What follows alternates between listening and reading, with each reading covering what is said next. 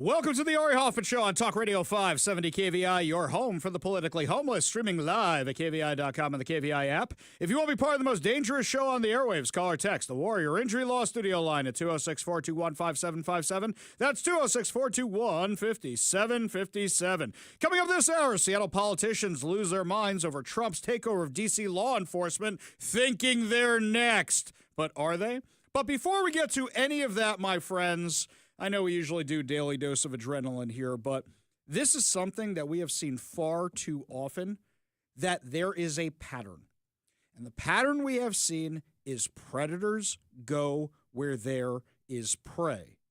But also criminals go where they know they can get away with a crime. If you're a criminal, and I know nobody in our audience is criminals, maybe some of you are reformed criminals, I don't know, but you normally pick the soft targets. If you have a choice between robbing a bank or some old lady who's walking down the street counting her dollar bills as she walks, which one are you going to go with? Dollar bills, dollar bills. That's what you're going to do every single time. Well, unfortunately, our schools are easy targets. How many background checks are we actually doing on the people who work in our schools? I know what they say. But at the same time, how did a guy who is an illegal alien, who is wanted on theft charges from Brazil, how did he get a job at a school here? Did they want him? Are the background checks not adequate? Now, by the way, I am more inclined to believe that we have a problem with doing the background checks because of government bureaucracy than there was nefarious intent. But for these specific cases, I'm wondering what went wrong here. Because I was able to find these documents, and I'm kind of wondering why nobody else was.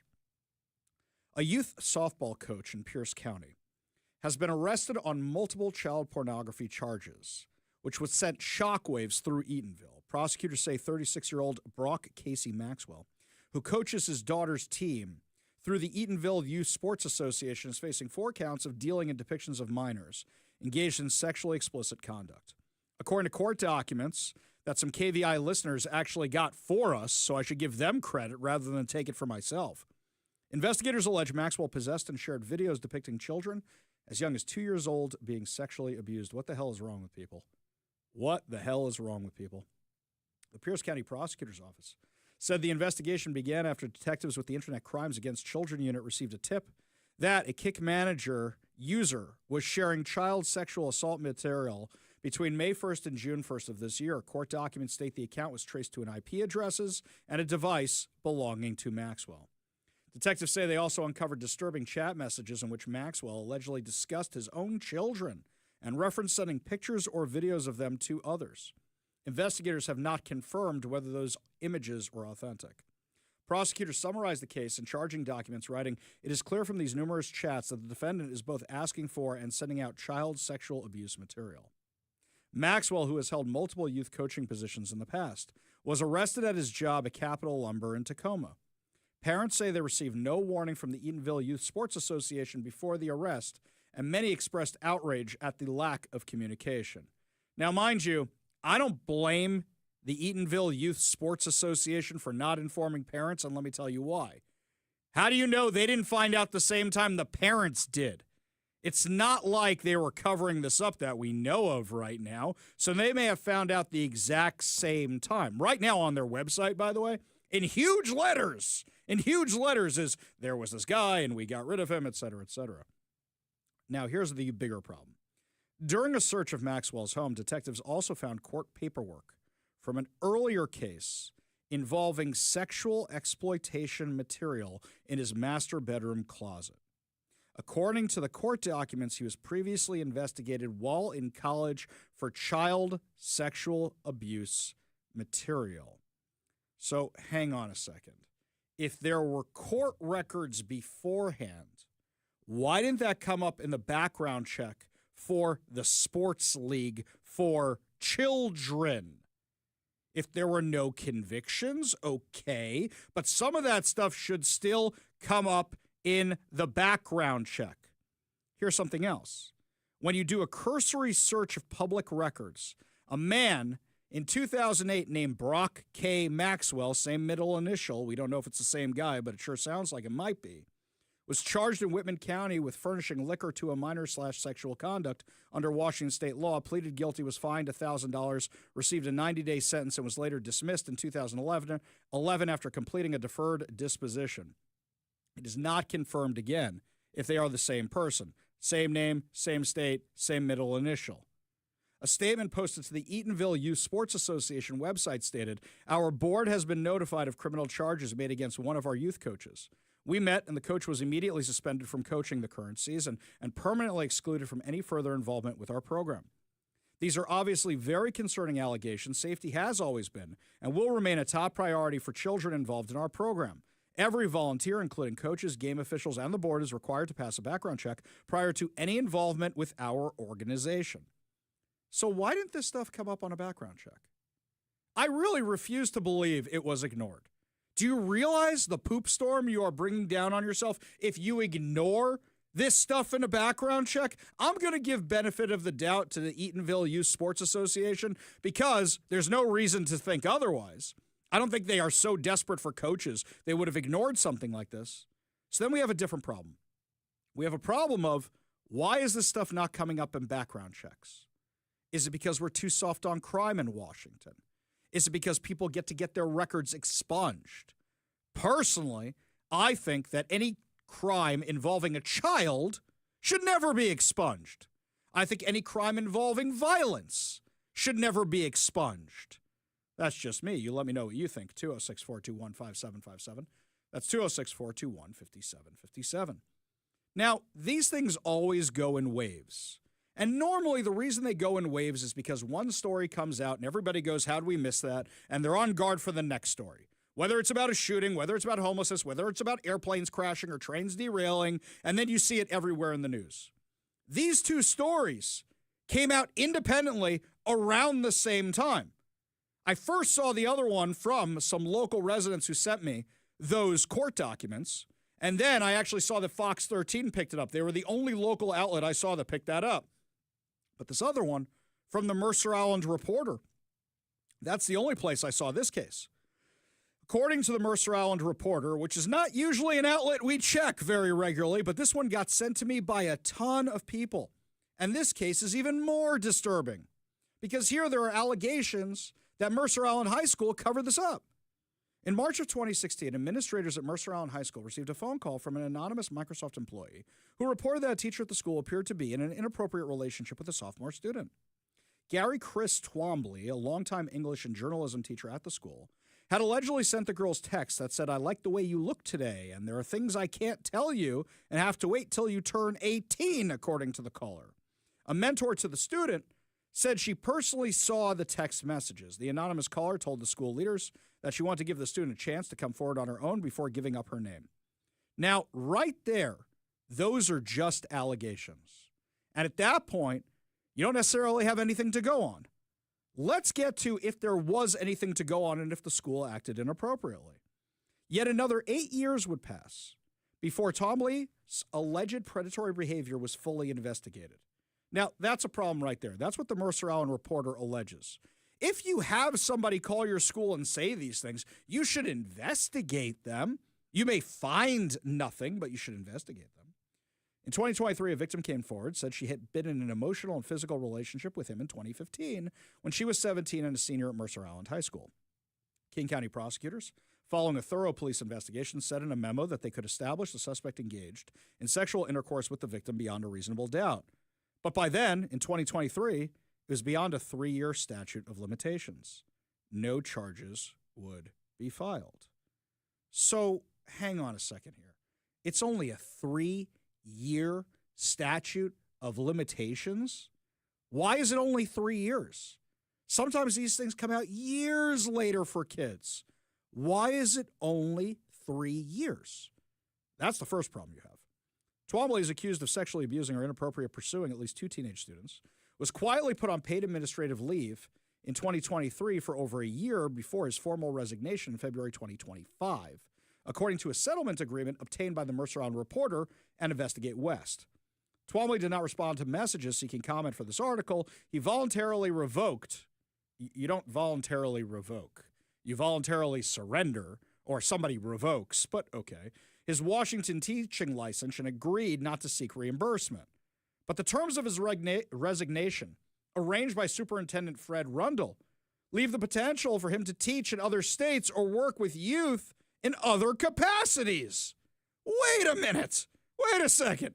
You're telling me that the guy who's investigated for all this, where there seems to be there, and had to resign as a teacher from the school, can now go teach somewhere else? The outcome could have been different if the district had taken that first warning more seriously. In a statement on August 8th, the district said it made multiple efforts in 2016 to follow up with the anonymous tipster, but did not hear back. But police reports and public records show how administrators dismissed the tip and discouraged any further inquiry. So Brian Gaspar, who's a Mercer Island parent who has been collecting documents related to Tomsbury, is quoted by the outlet, and he said they should have done the right thing, which is let the community know, try to find other victims, and provide support for those that needed it. Now, the question is, at this case, how do you let the community know? Do you put the person on suspension? Because right now you've just got an anonymous tipster. Should they have done an investigation? Sure, absolutely. It seems like they didn't. Back in 2016, a school resource officer who was listened in on the original tip was reportedly told not to follow up, according to documents obtained by Investigate West and Mercer Island reporter. A week after the call, he followed up with then-Principal Vicki Puckett. She told him neither the mentor nor the student had contacted the school. The officer, who is also a member of the Mercer Island Police Department, followed up again, saying he needed to continue his investigation and wanted to contact Twombly directly. Puckett told him to hold off until she had talked to the superintendent, Gary Plano at the time, according to his police report. He requested a meeting with the police chief. A week later, the officer followed up again and asked the principal if she planned to confront the teacher about the allegation. She told him they didn't have a plan to because there was no evidence of a crime, and since no one had come forward, they didn't have enough to continue the investigation. Right there is your problem.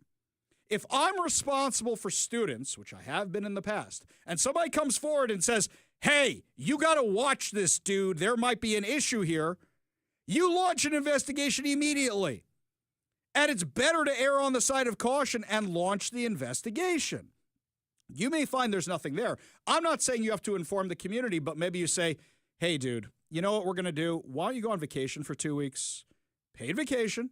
We'll check this out. At minimum, but they didn't even do that according to this article. Puckett stressed that she acted right away by calling Plano first and then contacting the police per their standard protocol. She said, our standard protocol is it's the police job to investigate. Yeah, but then if the police were trying to investigate it, you were telling them, no, I have to talk to the superintendent first. No, I'm not going to do this first. What's your motivation for that? I have real questions about this. What is your motivation to not have the investigation? She suggested that the call had been a prank and didn't want to unjustly rile up the teacher, according to the police report. Let me tell you something from a teacher's perspective. If somebody makes a complaint like that against you, you want to prove you're innocent. And if you're trying to hide it, then we have more questions for you. The officer was called away to a family emergency, didn't talk to the teacher until 2 months later. At the police station, Twombly told the officer he did not know who could have sent those texts to the high school sophomore, adding that he would not have sent anything appropriate, that he had always been very careful when communicating with students, according to the police report. The police report does not show that the officer had made any other attempt to verify Twombly's statement. With no further leads, he closed the case. They should have ended it there and didn't, said Gaspar, who withdrew his candidacy from the school board race on August 11th. Instead, they let it perpetuate for another 7 years. Now, the problem is, right now you have no investigation. Right now you have no evidence. Right now you just have an anonymous tip. And whether that's because the tipster didn't call back, or whether that's because the school district said, we're not doing an investigation, there's a lot of people at fault here. And you could have found out back then, was there something to this? Was there not something to this? The Mercer Island School District Superintendent and School Board President declined to speak to Investigate West and the Mercer Island reporter for the story or to answer any questions regarding any of this. So the victim, who came forward in 2023, told police investigators that Twombly had started contacting her soon after the school year started in the fall of 2015. She was a senior who had enrolled in one of his highly coveted classes. The messages began on the school's chat system and ranged from music to current affairs, according to the interview she gave police in 2023. They soon moved off the school system and began exchanging text messages and photographs, some explicit in nature. The relationship soon turned the way you didn't want it to go. At the time, she thought it was cool that a teacher with a cult following at the high school was interested in her, but years later, she told the detective she realized how inappropriate the relationship was and decided to come forward in hopes that he wouldn't be allowed to work with kids or abuse other women. He began teaching at the school in 2004, and his LinkedIn profile has apparently been deleted the same day this came out. So Twombly and the teenage girl continued texting, hanging out throughout the fall semester, eating at a dinner before school to avoid being seen. When a fellow student was performing at a music venue in Seattle, she went with a group of friends. He had also gone, apparently. After that, she distanced herself from them after she claimed he sexually assaulted her. But she remained in the class the rest of the school year, described their interactions as tense. Right before graduation, Twombly threatened to fail her if she didn't come to his office alone to recite a poem as part of an assignment. She told him no, and that if he failed her, she'd go to the principal. She hadn't heard from him until December of 2023. Now, a lot of this stuff she forwarded to an email to her supervisors, fearing that he would come to her workplace, according to the police report. A report was made to the Washington Department of Children, Youth, and Families, and she later gave a statement to the police. Twombly was then quietly put on administrative leave and did not return for the spring semester. When he was informed he was being investigated over a sexual misconduct allegation, he asked Aaron Battersby, who was the district's director of human resources and legal compliance at the time, whether the allegation was from one student or multiple students. Why would you ask that question? The question should be, how do I prove I'm innocent? How long is this going to take? When can I go back to work? Not was it from one student or multiple students? So there's a whole bunch of failures along the way here. But I have a question, because this is where my mind keeps going back to. My mind keeps going back to that the Washington State Democrats wanted to, earlier this year, make it so that schools could delay informing parents if something had happened to their child while on school grounds during school hours. And I wonder what the motivation could possibly be behind that, other than to get your ducks in a row. If you actually care about the kids that are in the school, you want to solve this right away and either fire the person or exonerate the person, because either way, it's not going to be a good look. So now the question is why this district didn't investigate this when they were originally told about it. What steps could they have taken that weren't taken? Parents are now accusing the district of a cover-up. You even have people saying the school district acts as if they are the law of the land. It's a toxic environment. So they were also proposing in September a new proposal to loosen the reporting requirements for teachers who hear about sexual misconduct. So the question is, why didn't they do that either? This appears to be a badly kept secret, and people knew this was going on. And here's the thing. Do you think it's really only one school district? How many other stories like this? I told another one at the beginning of the show. How many other stories like this are out there? How many does the media not know about? How many does the media know about and isn't reporting? But basically, if you think you can get away with anything because the union will have your back, or the district will have your back, or the administration will have your back, or wherever the case may be, you're going to keep doing it. And our kids are at risk. I ask the question again. What is the motivation for a school district to say, you know what, we're not going to investigate this? There is no upside for the school district if it turns out there's a there. And you should be asking how responsible your kid's school district is for your children. It used to be, okay, well, they don't get the best education, but they get a decent education. Then it was, well, they don't get a good education, but at least they're safe during the day. Now it's they're not even safe during the day, and my kid's being brainwashed. What else could go wrong? And it really leads me to question how many other school districts are operating under this assumption they can do whatever they want. Truly terrifying when you think about how many of these cases we have covered just on this show since January. You want to weigh in on this, you give us a call or a text at 206-421-5757. That's 206-421-5757. When we come back, my friends, Seattle politicians absolutely lose their minds because Donald Trump has taken over law enforcement in D.C., and they think he's coming here next. We'll tell you what they said when we come back. You'll listen to the Ari Hoffman Show on Talk Radio 570 KVI.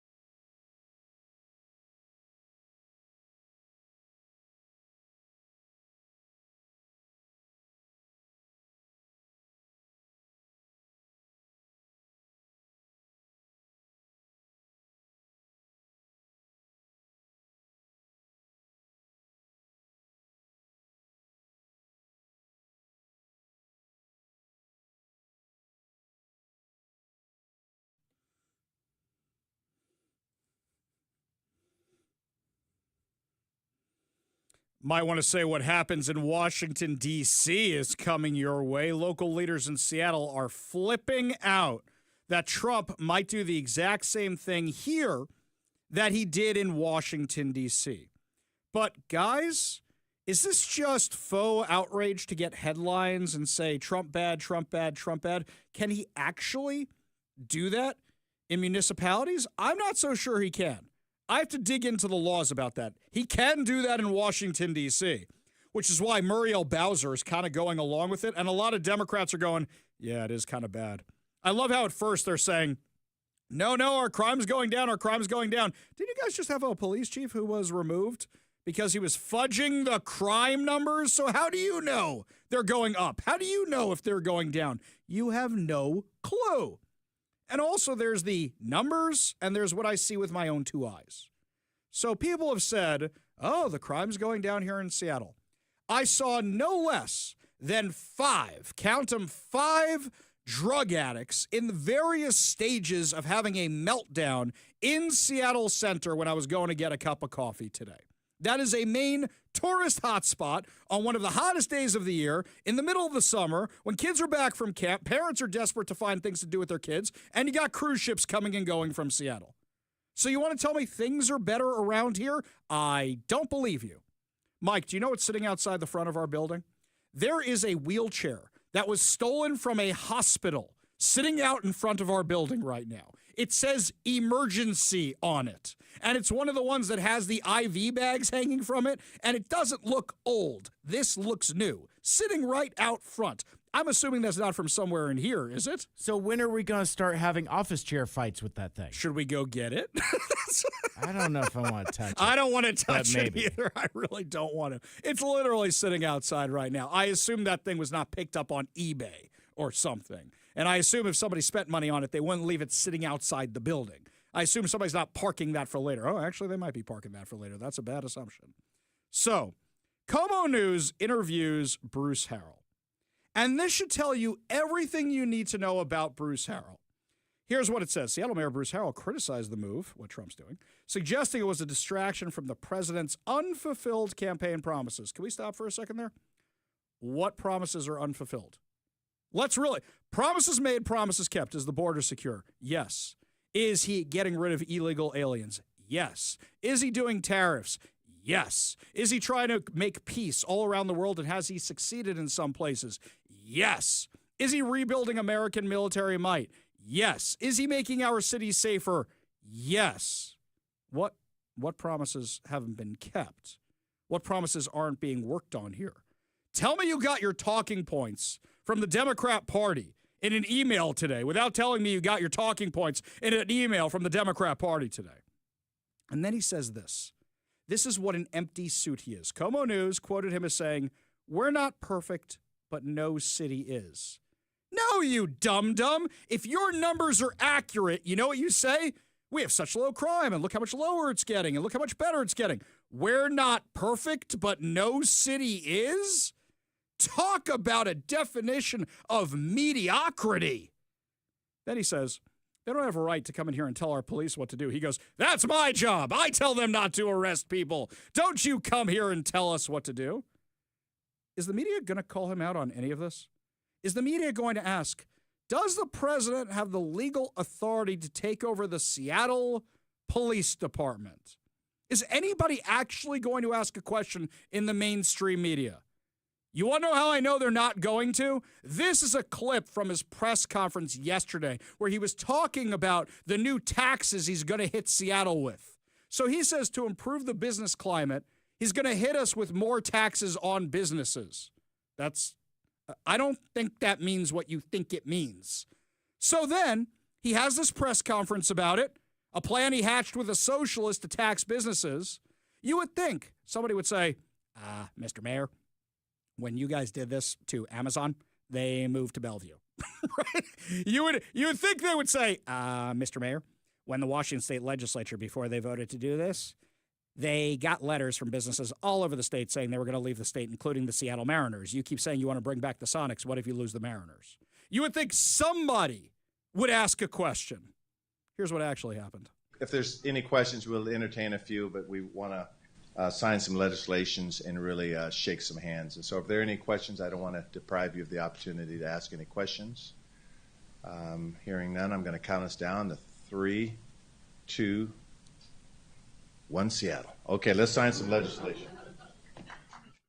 Not a single member of the media asked a question. Not one. And then he has to throw in that one Seattle nonsense at the end.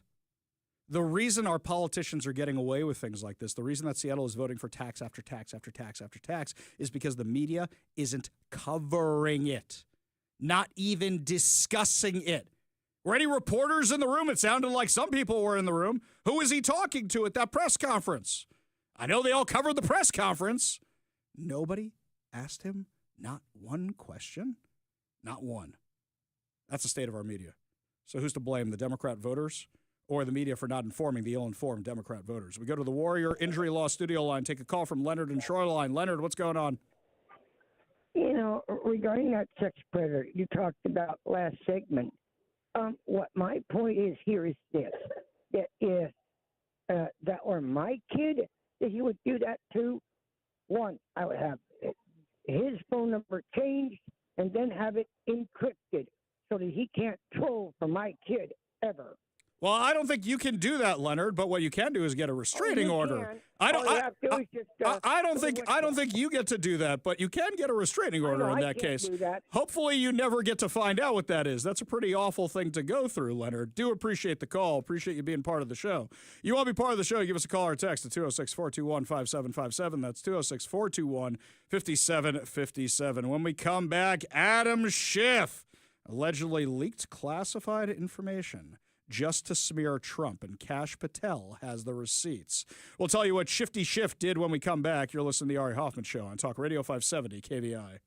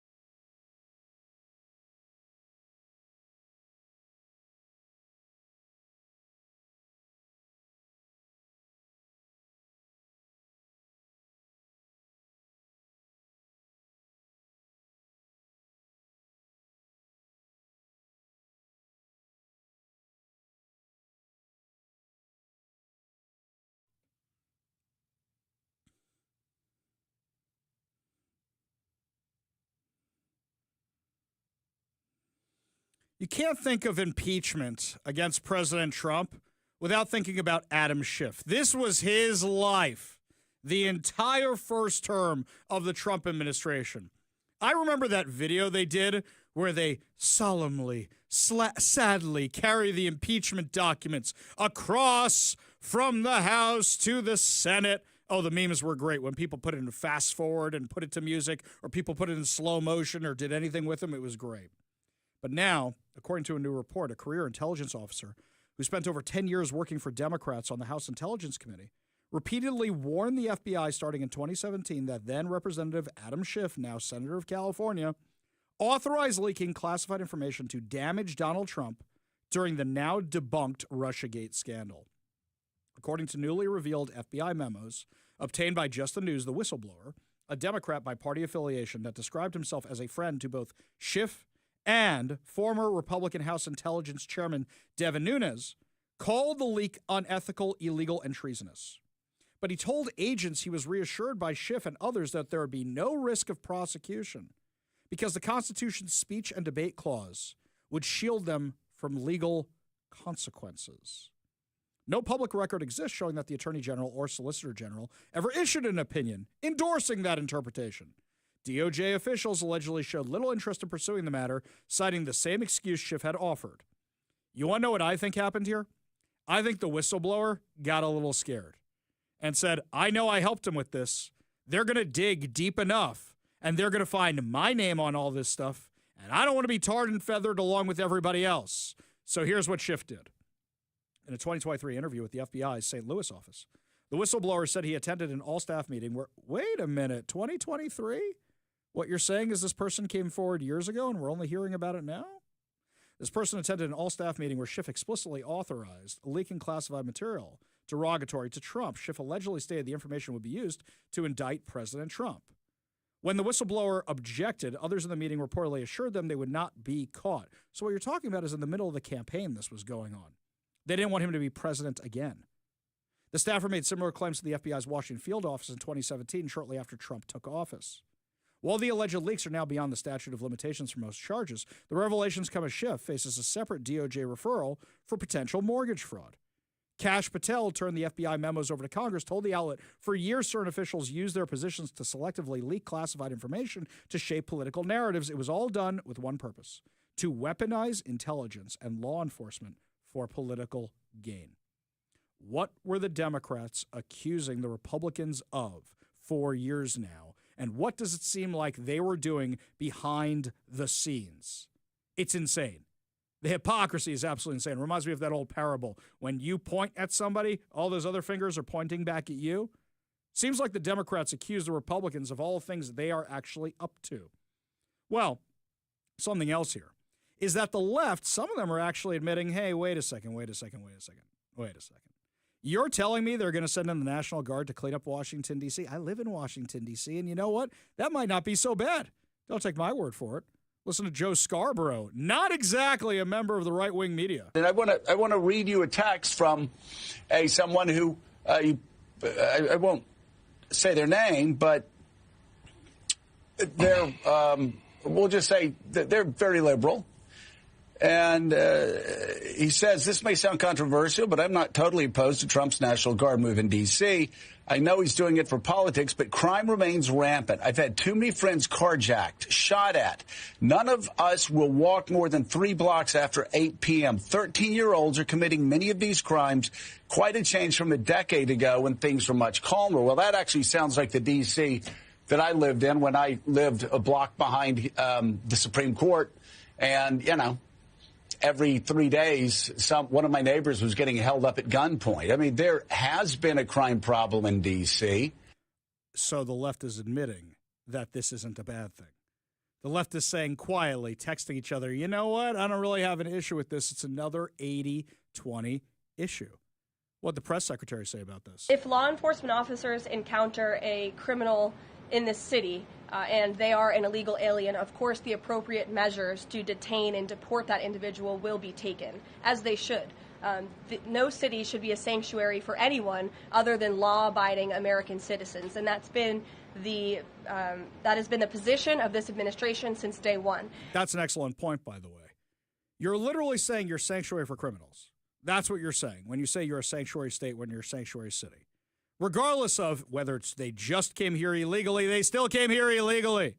Or if they have a massive rap sheet, they still came here illegally. That is who you are protecting. Tell me if any of this sounds familiar that the press secretary said. The Metropolitan Police Department, with the support of the new federal agencies who have been surging on the streets of the District of Columbia, are going to enforce the laws that are already on the books here in Washington, D.C. For far too long, these laws have been completely ignored, and the homelessness problem has ravaged the city. So D.C. Code 22-1307 and D.C. Municipal Regulation 24-100 give the Metropolitan Police Department the authority to take action when it comes to homeless encampments. So homeless individuals will be given the option to leave their encampment, to be taken to a homeless shelter, to be offered addiction or mental health services, and if they refuse, they will be susceptible to fines or to jail time. Again, these are pre-existing laws that are already on the books. They have not been enforced, which is part of the reason for this federalizing of the National Guard to bring in this assistance for law enforcement. While we are targeting criminals and trying to remove criminals off of the streets, we also want to make D.C. safe and beautiful, and that involves removing mentally disturbed individuals in homeless encampments as well. So we will be using these regulations and code that already exists to clean up our streets. Wait a minute. Homelessness has to do with crime? No, really? Yeah. And here's something else. You want to be really upset right now? King County has laws on the books too. Seattle has laws on the books too. King County literally has on their website that they have chosen not to enforce involuntary commitment. And I forget what their reason was, but it was something like, it's not compassionate, it's wrong, we're not going to do it. So all these problems you're seeing on the street, not only are they funded by your taxpayer dollars, but they are being done deliberately. And if that's happening here in Seattle, what, you think it's not happening in Los Angeles? D.C., we know it is. New York, Chicago. How many other cities is this what the problem is, that politicians refuse to enforce the law? They refuse to allow the police to enforce the law. They refuse to prosecute offenders. And yet we keep having these problems time and time again, and then they say, your taxes will fix it. In fact, they're doing that again this election cycle, right here in Seattle and King County. When we come back, my friends, lots more to discuss, including Governor Bob Ferguson's new very, very racist policy. Question is, why hasn't anybody challenged this thing legally? I'll tell you all about it when we come back. You'll listen to the Ari Hoffman Show on Talk Radio 570 KVI.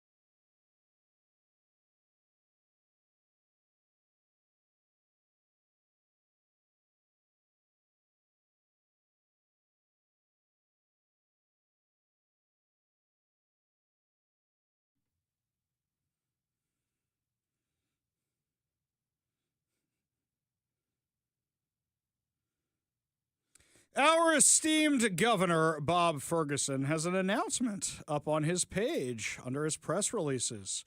Governor Ferguson, Office of Minority and Women's Business Enterprises, launched certification for LGBTQ-owned businesses. Were they not being certified before? Why just them and not other businesses? From Olympia, LGBTQ plus small business owners and entrepreneurs can now certify their businesses with Washington State's new LGBTQ Business Enterprise Program. Could they not do it before?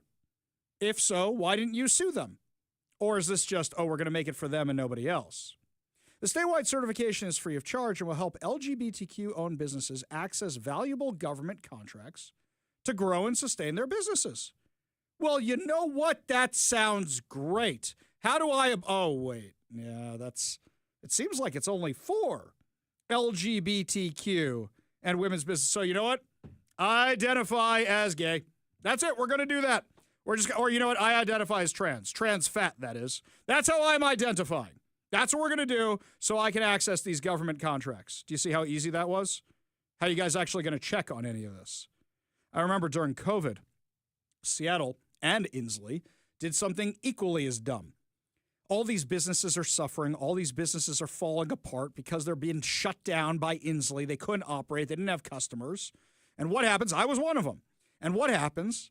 Now you have them come out and go, we've got something to help businesses, but only for minorities and not those minorities and not those minorities, just these specific minorities right here in this little tiny box. And I said, when's somebody going to sue over this? I don't think anybody ever did. This is discriminatory. Why are you doing it for just the LGBTQ-owned businesses or the women's businesses and not anybody else? But it's also soft bigotry of low expectations. What? Are you saying the LGBTQ plus people can't fill out a form on their own? Are you saying that women can't fill out a form on their own? Because that sounds a little racist to me. That sounds a little bigoted to me. But that's what it sounds like. Governor Bob Ferguson said in a statement, it's a particular important moment to show our support as a state for the LGBTQ community. Were we not doing that before? I couldn't tell by the flags everywhere. Washington State has a thriving, diverse business community. The program ensures we are recognizing and supporting our LGBTQ business partners. Now, here's the thing.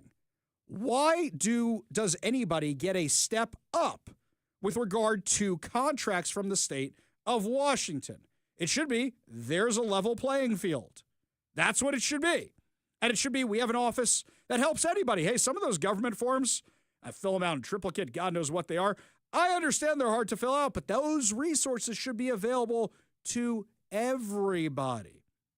Otherwise, one, you're discriminating against other groups, or two, what you're saying is these groups aren't smart enough to fill out their own forms.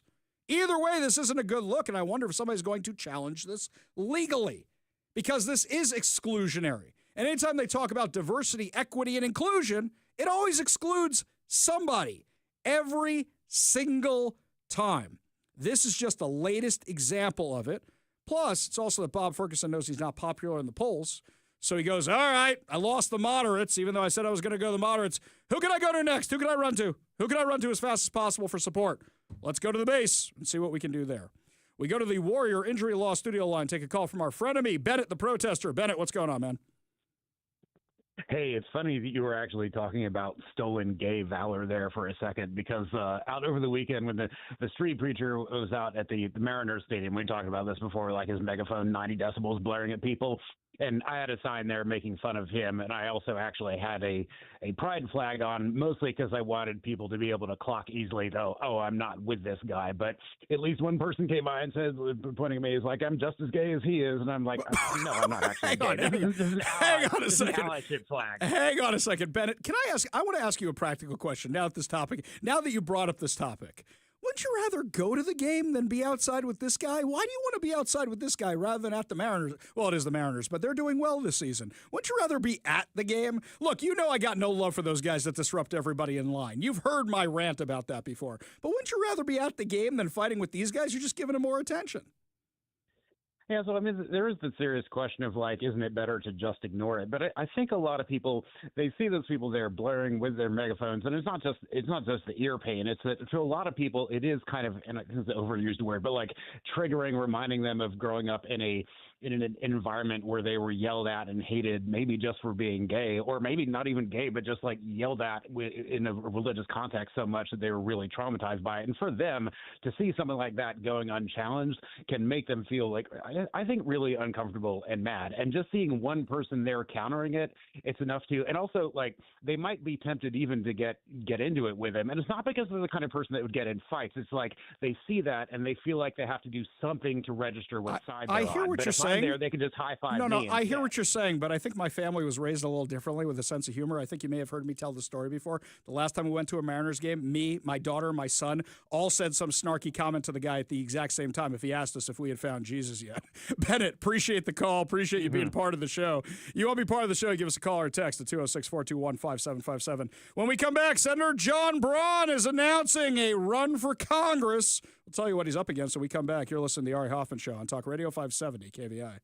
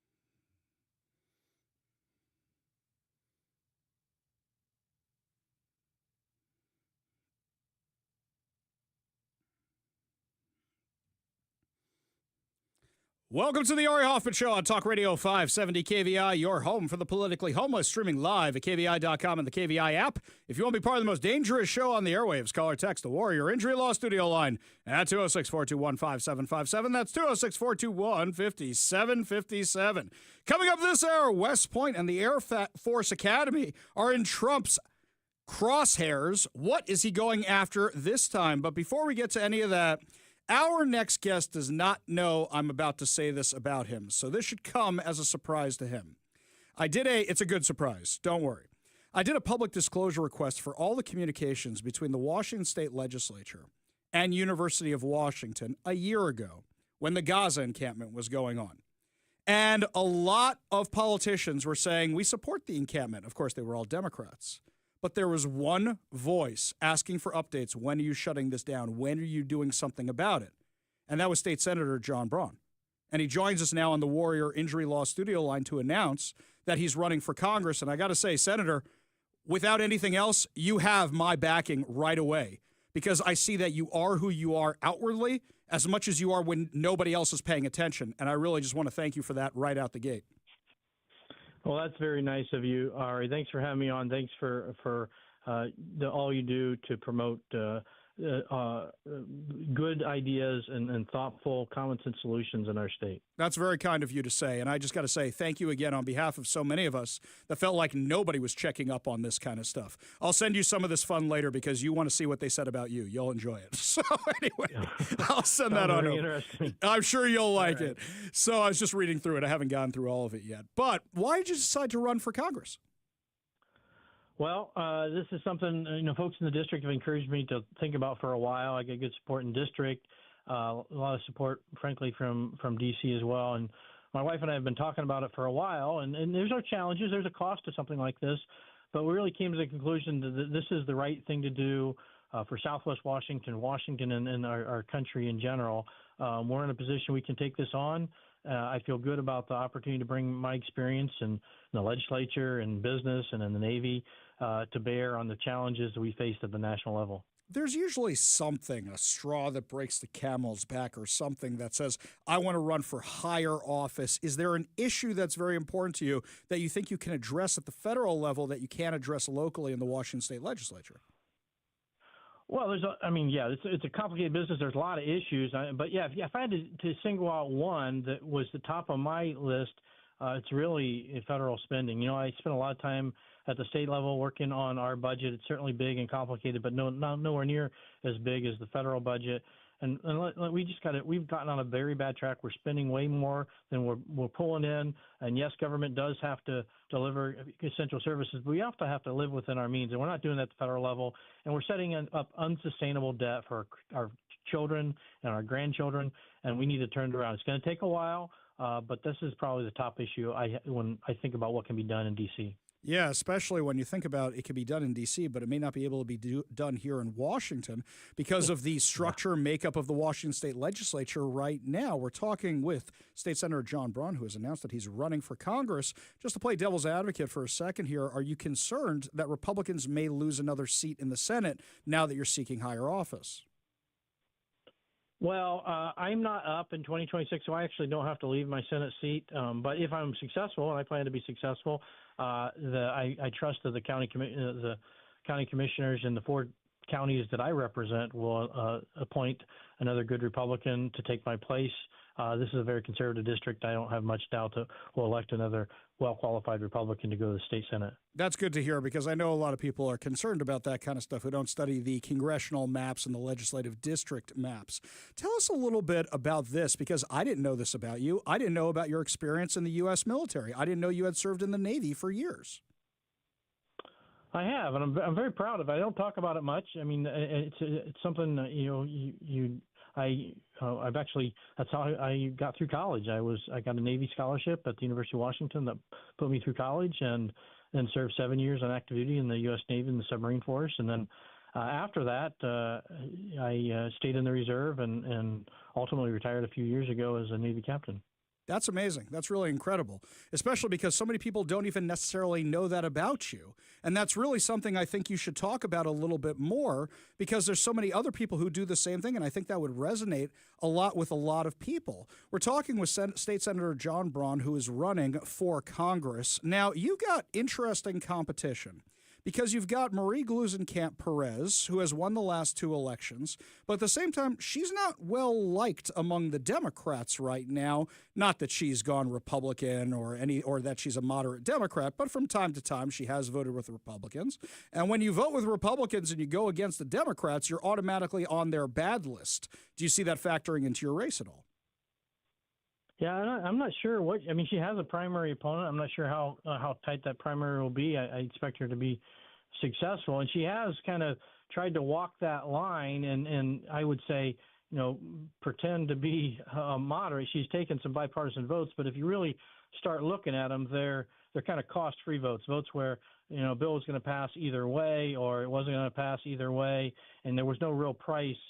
So she got the okay from Democratic leadership to vote and try to keep, burnish the bipartisan image. But she's really not taking on the hard things. She's shying away from the big issues, the tough issues that are really going to challenge our country in the future. And I don't think that works for Southwest Washington or the country. You got to be willing to engage on hard issues, even if we disagree. The idea that you're just not willing to engage on the really tough issues, I think, is wrong for our state and for our country. In the last few minutes, we have with Washington State Representative John Braun from Centralia, who's running for Congress, State Senator John Braun, the minority leader over there, the top Republican in the state Senate. So you're challenging her, and yet there's some challenges from the people who are more extreme right, shall I say, in our state. And I would say to them, would you prefer a Democrat or a Republican in the seat? What would you say to them if you had the opportunity to talk to them? Well, I have a very, conservative, common sense voting record. I think I'm probably with them on most issues. Sometimes folks, because I tend to be pragmatic, I tend to be solution solving. They don't understand that, but I don't think that we're that different. And you're right. If we're going to move this seat back to Republican represented, and it is a Republican district. It's a swing district, but it swings Republican. We're going to have to work together. Politics is about addition. We need to all be on the same team if we're going to be successful. Yeah, I think you're 100% right. And also, I'm tired of all this infighting. And plus, you have an opportunity here to pick up some disenfranchised Democrats right now. And look, you and I have had our discussions. You and I have had our disagreements, and yet we have you back on the show all the time. You're always willing to discuss the issues. We always come to a place where we can see each other's opinions. And I think you and I agree on what, 80% of the issues, 90% of the issues? Probably higher, but yeah. Yeah, probably even higher than that. So I'd say at the end of the day, you are the candidate I would back for this seat. 100% I am backing for this seat. And we wish you the absolute best of luck. And anything we can do to help get you elected to Congress, all you have to do is let us know. All right. Well, thanks, Ari. Thanks for having me on. Thanks for all your support. Keep up it. Such a pleasure. Thank you so much for doing this and putting yourself out there. Really do appreciate it. Yeah, I got to say, guys, I saw some stuff online today. About State Senator John Braun, who, by the way, he made the announcement today and the website's up and running. But I saw some stuff online today I didn't like. I got to ask a question, and some of my friends I saw posting this stuff. Would you rather have Marie Gluzencamp Perez in that seat? Are we really going to do this again? Are we really going to do this again, where you have a guy who is a Republican, who you may disagree with him on a couple of things, but would you prefer somebody who votes with the Democrats 99% of the time? We are our own worst enemies. If you can give me a good reason not to vote for him, phone lines are yours. 206-421-5757 or text us at 206-421-5757. But I am not going to do this again. I am really not going to do this again, because all it does is make it look like we're not united. And the Democrats play on that. Sorry to bring this up from the past, but do you know how many social media accounts went dormant after Semi Bird lost?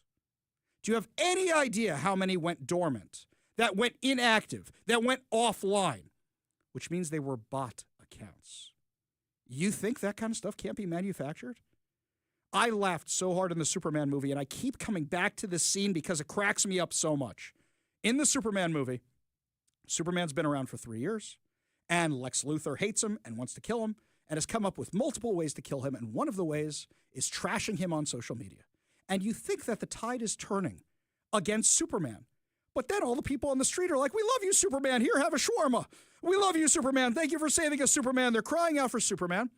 And you find out that all the stuff online were genetically engineered monkey bots that Lex Luthor had set up with cell phones that are tweeting bad things about Superman. It's the same thing we saw in real politics. The same thing we saw with Iran, by the way. You had these far-right influencers who are playing to an audience of bots and a bunch of crazy, other people on social media. I'm not going to say they're all bots. But at the same time, guys, we have a Republican with a chance. A Republican with a chance. And here's something else, guys. Joe Kent is now in the position I think he is perfect for, being in charge of an intelligence agency, and he's the last one who ran against Marie Gluzencamp Perez. Joe Kent, we backed him in both elections. We had him on the show all the time, to the point of, we having Joe Kent on this week? It was that kind of thing. We backed him. But at the same time, some people couldn't get past what they saw as the imaging of him being branded as far right. And Joe is a little bit more right than us, but I was fine with that. And that's why we backed him. We love Joe Kent. At the same time, a district like that one that's more of a little bit purplish, a little bit more conservative, you have a chance to win that and win over moderate Democrats, which you need to win in some places here in the state. Can you give me one reason why not to back John Braun? Just one. Mike's got his headphones on. He looks like he wants to say something. He's chilling right there. No, I mean, you've already said everything I was thinking. It's like I saw those posts as well, and it's the same people from last time. And I could hear the Creedence Clearwater Revival. I could hear the choppers going. I felt like I was back in the NAM with all this stuff, just getting like flashbacks of that election and underscoring how divided Washington Republicans can be, and we keep doing it to ourselves. It's the bicycle meme. Yes. It's just like trying to drive along on your bicycle and you stick a post or a sticker or something in there, flip over, and it's like, my knee, where you indeed did that to yourself. So it is just so frustrating. We like Senator John Braun quite a lot. Sure we do. I'm enthusiastic to support him. And so, it kind of took a little bit of wind out of my sails. It's like, John Braun's a rhino. And I'm like, I have no patience for this purity test nonsense again. Well, let's put it this way, Mike. Has the purity test nonsense ever worked for us? Has it ever? Oh, let me ask my good friend Dr. Evil about this one. How about no? Exactly. So how about we try something different this time? Let's just discuss the issues. Where a candidate lines up on the issues. Do you agree with them? Do you disagree with them? And I'll tell you what, if you agree with them, shall we say 60% of the time? 60% of the time. Now, somebody else comes along that you agree with 80% of the time. But can we also have that rule? You don't bash your fellow Republican? Because, the Democrats are a lot better at that than we are. And they win a lot more races. If we want to have a discussion about the issues, can we have a discussion about the issues without the name calling? And you know what? Mike and I were part of this problem last time. We 100% were. 100%. And we have owned that. We have discussed it. We have spent too much time talking about the bots and all the other stuff that was going on. I'll say this. How about we just say we're going to be civil this time? You want to have a discussion about the ideas? Let's have a discussion about the ideas. And then when we're done, we just say, okay, now this is our guy. And you don't go into the election going, he's a rhino, he's a this, he's a that, because that's what the bots that are inactive are doing now. So your guy doesn't win. But do you want Marie Gluzencamp Perez as your congresswoman still for Washington State? Do you know that this is going to be one of the most watched races in the country? And here's something else, guys. We are going uphill here. This is an uphill battle. Would you like to know more? Usually a president in a term loses Congress. That's usually what happens historically. Now, I never count out Donald Trump, but let's not forget, that's what happened last time too. And if we are fighting against ourselves, we are just handing it on a silver platter to the Democrats. How many Republicans are even left in Washington anymore? How many Californians have moved into Washington? Do we really need to be tearing each other apart, especially on social media? Because the Democrats are watching that. And the Democrats go, hey, the bot thing worked last time. Let's do it again this time. What, you think they weren't behind it last time? If I was a political candidate, I'd be spending money on that kind of stuff if it's legal. Because it actually works and it sows division. So, my friends, I'm going to end with this on Senator Braun. Those emails I referenced at the beginning of the show. I did a public disclosure request from the University of Washington of all the communications with politicians and with the university regarding the Gaza encampment. I just got it back a couple weeks ago. I've been releasing it slowly at a time because I don't just drop this stuff into ChatGPT and say, hey, can you find stuff for me? Because then you miss stuff. I read every single page, and there are thousands and thousands and thousands of pages. And I've got different Democrats, like Yasmin Trudeau, who's saying, keep the encampment, support the Hamasniks. I'm paraphrasing, but that's what she said. I have only seen one person who was constantly, from the legislature, one person who was constantly reaching out and going, when are you going to take care of this? When are you going to take care of this? When are you going to take care of this? Now, there's an email that I don't understand because I don't speak the lingo. And I don't want to say that I fully understand this email, but it almost sounded like UW was trying to figure out, what, do we give him seats to a football game or something? It kind of sounded like they were trying to do that. And he kept asking, no, what's going on with the encampment? When are you dealing with this? When are you dealing with this? When are you dealing with this? Meanwhile, I got emails from Inslee. Inslee's office was getting regular status updates. Bruce Harrell's office was getting regular status updates, both of them UW alumni. And they didn't say one word about what was going on at that campus. Not one word. Didn't do anything to try and stop it. Senator Braun was. Senator Braun was. And I'll tell you something else. Right after October 7th, Senator Braun called me. And he goes, I don't know what we can do locally. Can you give me some ideas of things that would be important to the Jewish community? And I know from talking to other people, he doesn't just do that with the Jewish community.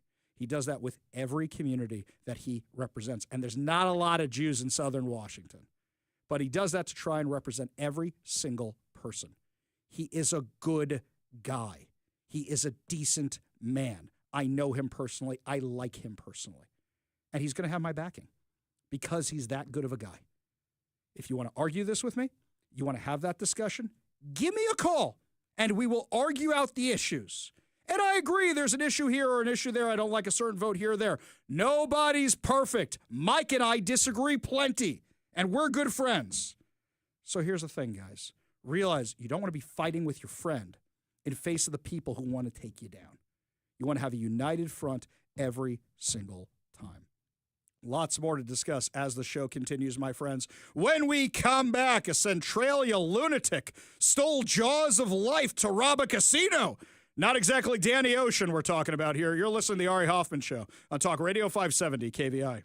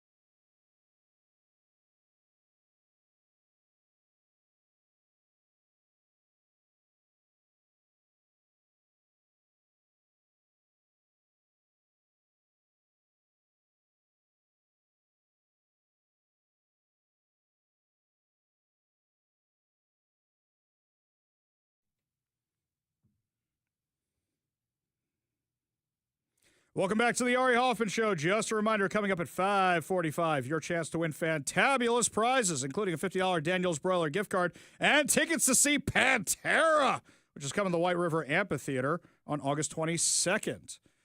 Remember to keep your radio always tuned to 570 KVI. Left on your dial, always right on the issues. You can also stream us at KVI.com, download the KVI app, and of course, subscribe on whatever your preferred podcast platform is. Mike noticed this during the break. Guys, this is not a good start. This is not a good start. It looks like Senator Braun's campaign account has been suspended. It looks like his campaign account on X has been suspended. And the way we found this out was from some account who's going Republican, air quotes. John Braun has launched his campaign for Washington 3rd District. He voted to give illegal aliens. You know what? I'm not even reading this nonsense. I'm just not. I'm not dignifying this nonsense. Is there another Republican in the race we don't know about yet? Because if we don't know about them, they ain't gonna win. Hate to break it to you guys. That's the way this works. I know this audience isn't the ones doing this. This is crazy. You don't even have somebody else to run against yet, and these shenanigans are going on. I'm worried that it was a bunch of far-right Republican types who are trying to get this Twitter account suspended. Not even the Democrats. Are we addicted to losing? Is that what it is? Do we not know how to win? Or maybe we just like being professional victims. Maybe some of you just like being the opposition to whatever it is. There was a school I used to do a lot of work with, and they claimed they were teaching kids to ask questions, to question everything. But in the end, they just got these little gremlins who, because they questioned everything, they never actually wanted the answer. They just wanted the question. They just want to be like, oh, he's got a little stain on his pants, so he must be wrong. Oh, his shirt's folded the wrong way. He must be wrong. Dig, dig, dig, dig, dig. Attack, attack, attack, attack, attack. Guys, do you realize what we're up against here in the state? Do you realize what we're up against here in the state? It's so frustrating. It's so frustrating. I say this all the time. I want to win. I want to fix Washington. I know this audience wants to also. I know I'm preaching to the choir, but you preach to the choir in order to get them to sing. I am so tired of losing. I hate losing. Mike knows I'm probably one of the most competitive people he's met, even when there's nothing to be competitive about. That's just how I am.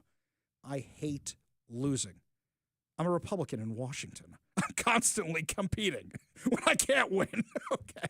But guys, there are sometimes we can win. This is not the way to start.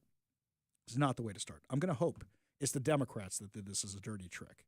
That's what I'm going to hope. But I'm a little worried it was people on our side who did this. And I don't like that at all because I saw a whole bunch of tweets today. Do you realize what we're up against? You think the Democrats are going to fix this? In Centralia, Washington, according to Como News, a suspect has been arrested in connection with a theft of a crucial piece of rescue equipment, the Jaws of Life, from a Riverside Fire Authority vehicle. Do you know what the Jaws of Life are? The Jaws of Life are basically a giant circular saw that can cut through metal to get somebody out of a car if they're in a horrible car accident and they need medical help. That's basically what the thing is.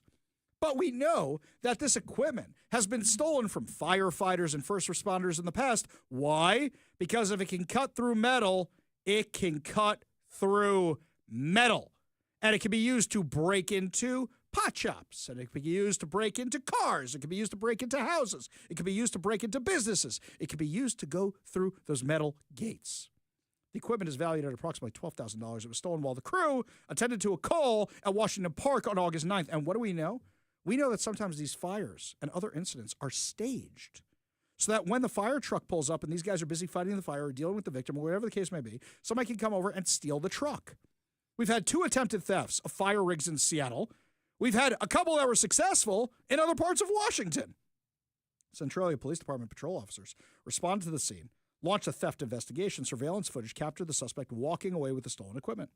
A bulletin featuring a photo of the suspect and his vehicle was quickly sent out. And short afterwards, Centralia PD was informed that the suspect matched the description of a man involved in attempted robbery at a Mason County casino earlier in the day. I keep flashing to that scene from the first Ocean's 11 movie where you've got George Clooney, Danny Ocean, going to the old guy. What's this? I forget his name, the actor's name, but he's going to the old guy, the dad from Friends. And he's talking about the most successful casino robberies and none of them are successful, and there's the montage of all these guys getting beaten up by security or shot by security. That's what this guy would have made the montage. These guys trying to break into a casino? Really? He discovered the license plate on the suspect's Toyota vehicle had been stolen from another car in Olympia. Utilizing the Flock safety search function, a detective located the suspect vehicle in Kent. The detective coordinated with multiple agencies and the Mason County Sheriff's Office and the Kent Police Department to track down the vehicle with the FBI and Homeland Security. Around 8 p.m., Kent Police located the vehicle, arrested the suspect, identified as 32-year-old Edgar Gonzalez Barragan of SeaTac.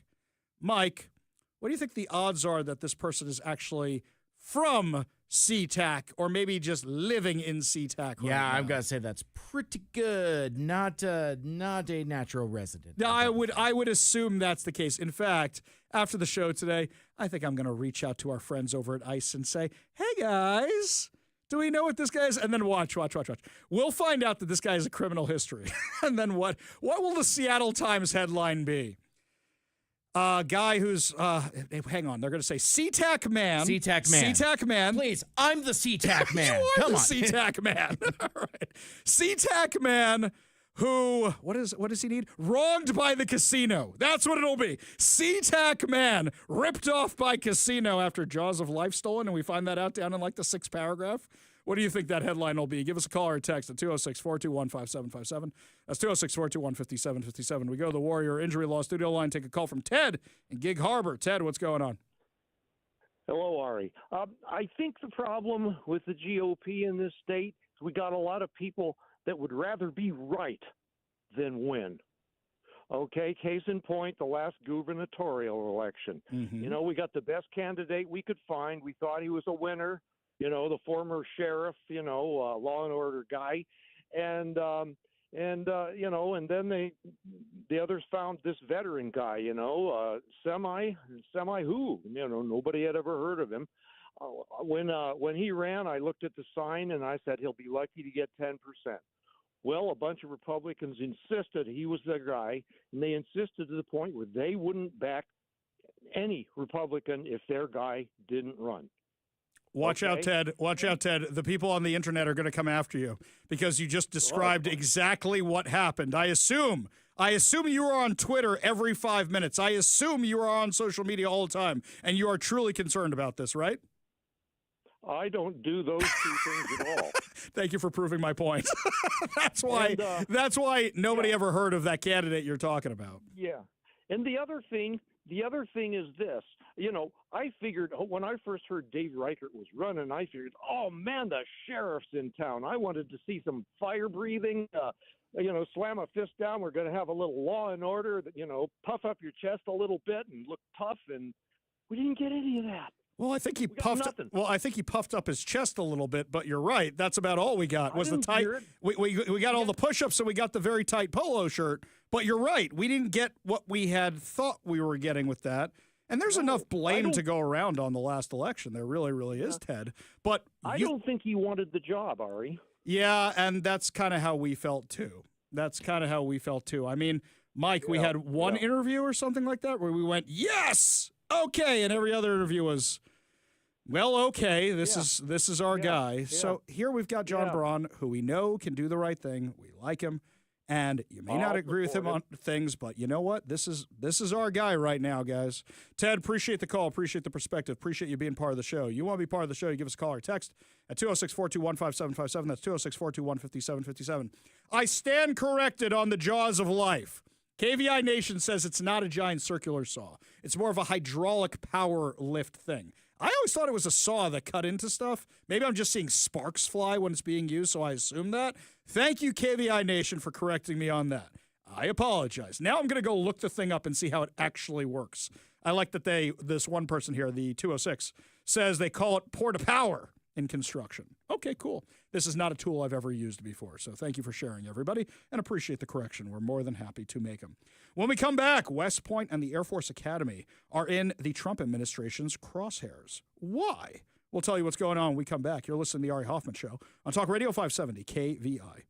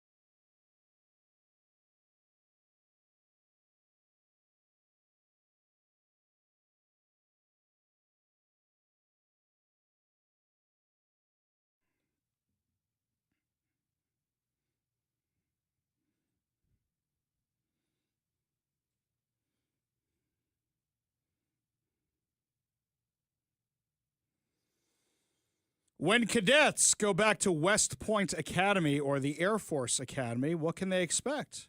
Let's not forget Joe Biden's military was a pretty woke place, and it seems like those two schools were caught up in the mess. According to the Department of Justice, today they settled litigation challenging former race-based admission practices at the U.S. Military Academy at West Point and the U.S. Air Force Academy. The settlement results in dismissal of two lawsuits brought by plaintiff Students for Fair Admissions, Inc. The lawsuit challenged race-based admissions at the two military academies as unconstitutional under the Fifth Amendment. Didn't we already do this, by the way? I mean, we literally got rid of affirmative action at the Supreme Court. It never should have been there in the place. It is discriminatory, but West Point was still doing it. No surprise. You know, I actually wonder how much more successful Donald Trump could be if he didn't have to keep cleaning up Biden's mess. He's like the little kid that you go, I just cleaned up your toys. I just cleaned up my wife, and I built a playroom in our house because we got tired of cleaning up the toys all over the house. And we said, can we just keep the mess contained to one room right here? We literally built a playroom. We had a patio under a deck. And we said, let's put some walls on that sucker and make it into a playroom. Worked out perfectly-ish. Then they discovered Nerf. Then the bullets were everywhere and the Legos were everywhere. But we tried. Kids, such a blessing or a consequence. So Attorney General Pam Bondi said the department is committed to eliminating DEI practices throughout the federal government. We are proud to partner with the Department of Defense to permanently end race-based admissions at West Point and the Air Force Academy. Admission to these prestigious military institutions should be based exclusively on merit. America is a land of equal opportunity in spirit and in law, said U.S. Attorney Jay Clayton. Today's agreement ensures that our future military leaders will carry on the greatness that is born of opportunity, effort, and a level playing field. By the way, if you've never been, I've never been to the Air Force Academy, but I've been to West Point quite a few times. If you've never been to West Point, it is gorgeous. It is beautiful up there. It really is. And actually, I went as a kid. My father would take us up there. You could see the chain that was stretched across the Hudson River to keep the British from coming, that if the British had actually run into the thing, it would have broken. But you could see some amazing history up there. But it's also gorgeous. Go there in the fall. Go in the fall when you can see the leaves change and such. It's really, really magnificent. We used to actually run weekend retreats up there for kind of like our own Jewish USO for the Jewish soldiers on base, and non-Jewish soldiers would come. It was a lot of fun. Always had a great time at West Point Academy. I also love when we would go to the football games at West Point. You would always see the cadets, the freshmen, doing push-ups in the end zone every time they scored. West Point wasn't very good back then, so we didn't have to see the push-ups very often, or at least they didn't have to do the push-ups very often. We go to the Warrior Injury Law Studio line, take a call from Jason and Lacey. Jason, what's up, man? Hey, I know what that headline is going to be for that Tacoma guy with the jaws of life. Which guy? The guy who stole the jaws of life, that guy? Yeah, it'll be migrant worker detained, and then 6 paragraphs, and it'll be accused of trying to rip off a casino, right? He was just trying to feed his family, right? It'll be something like that. To feed his family. Right. Family of one. Right. Jason, by the way, can you correct? I think you're one of the people on the text line who was correcting me about the jaws of life. Tell me how they work. So it's kind of like a vice kind of pointy, and so it'll actually open or close either way. But they're great for opening up like ATMs and like gated fences and things like that. So that's probably why they're stealing them, because they got a lot of power and they can pry open things. So if you got an ATM that they just happen to snatch, then they can pry open an ATM with it.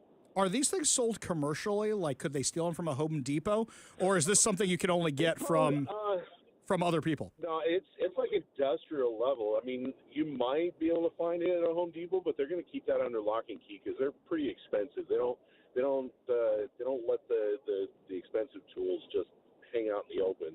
Right. Plus, they're pretty heavy, also, right? This is a big sucker. It's not a little guy.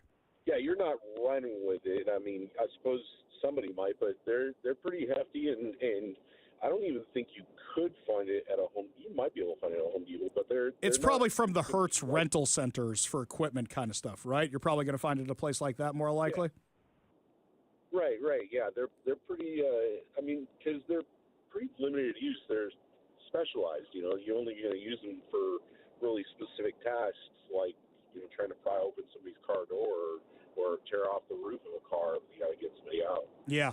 Well, I appreciate you clarifying that, Jason. Appreciate the humor. By the way, now you have me thinking about that montage in Ocean's 11, that guy running away to take my breath away at the end who gets shot by the security guards while all the money flies everywhere. I'm just envisioning this guy running with the jaws of life getting shot while the thing goes flying everywhere. Appreciate the call. Appreciate you being part of the show. You want to be part of the show, you give us a call or a text at 206-421-5757.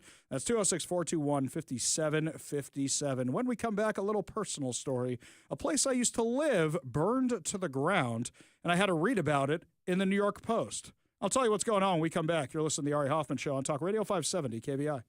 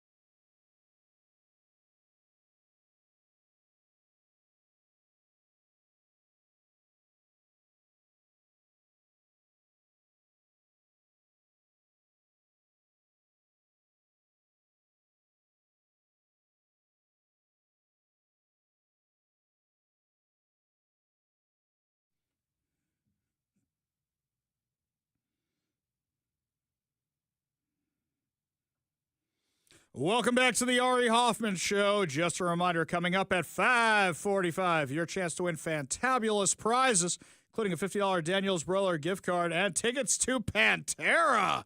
Yet another reason to keep your radio tuned to 570 KVI, left on your dial, always right on the issues. You can also stream us at KVI.com, download the KVI app, and, of course, subscribe on whatever your preferred podcast platform is. Also, while you're over at KVI.com, make sure you check out all the new content we're putting up there, getting articles from all of us up there on a regular basis, publishing a lot of good stuff up there and stuff you're not going to get anywhere else. So make sure to check out the brand new redesign, KVI.com.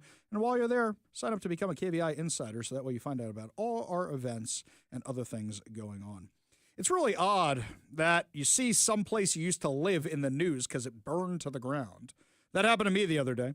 Now, I will confess that my memories of this place were when I was from 10, 11 years old, something like that. So they're a little spotty, shall we say, but I definitely knew something was up, and I called my father, and I go, Dad, is that the place I think it is? And he said, yeah, unfortunately, yes.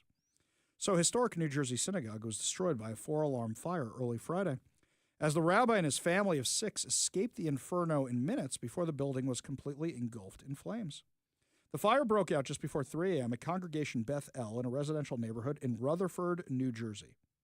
Now, here's the interesting part. 13 years after it was firebombed. That's the last time I spoke about this place, I think. When it was firebombed, I called my dad, and I said, hey, Dad, is that the place?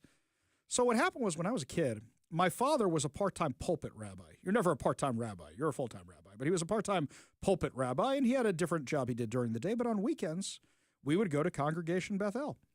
And it was an old mansion, and the synagogue was inside the mansion.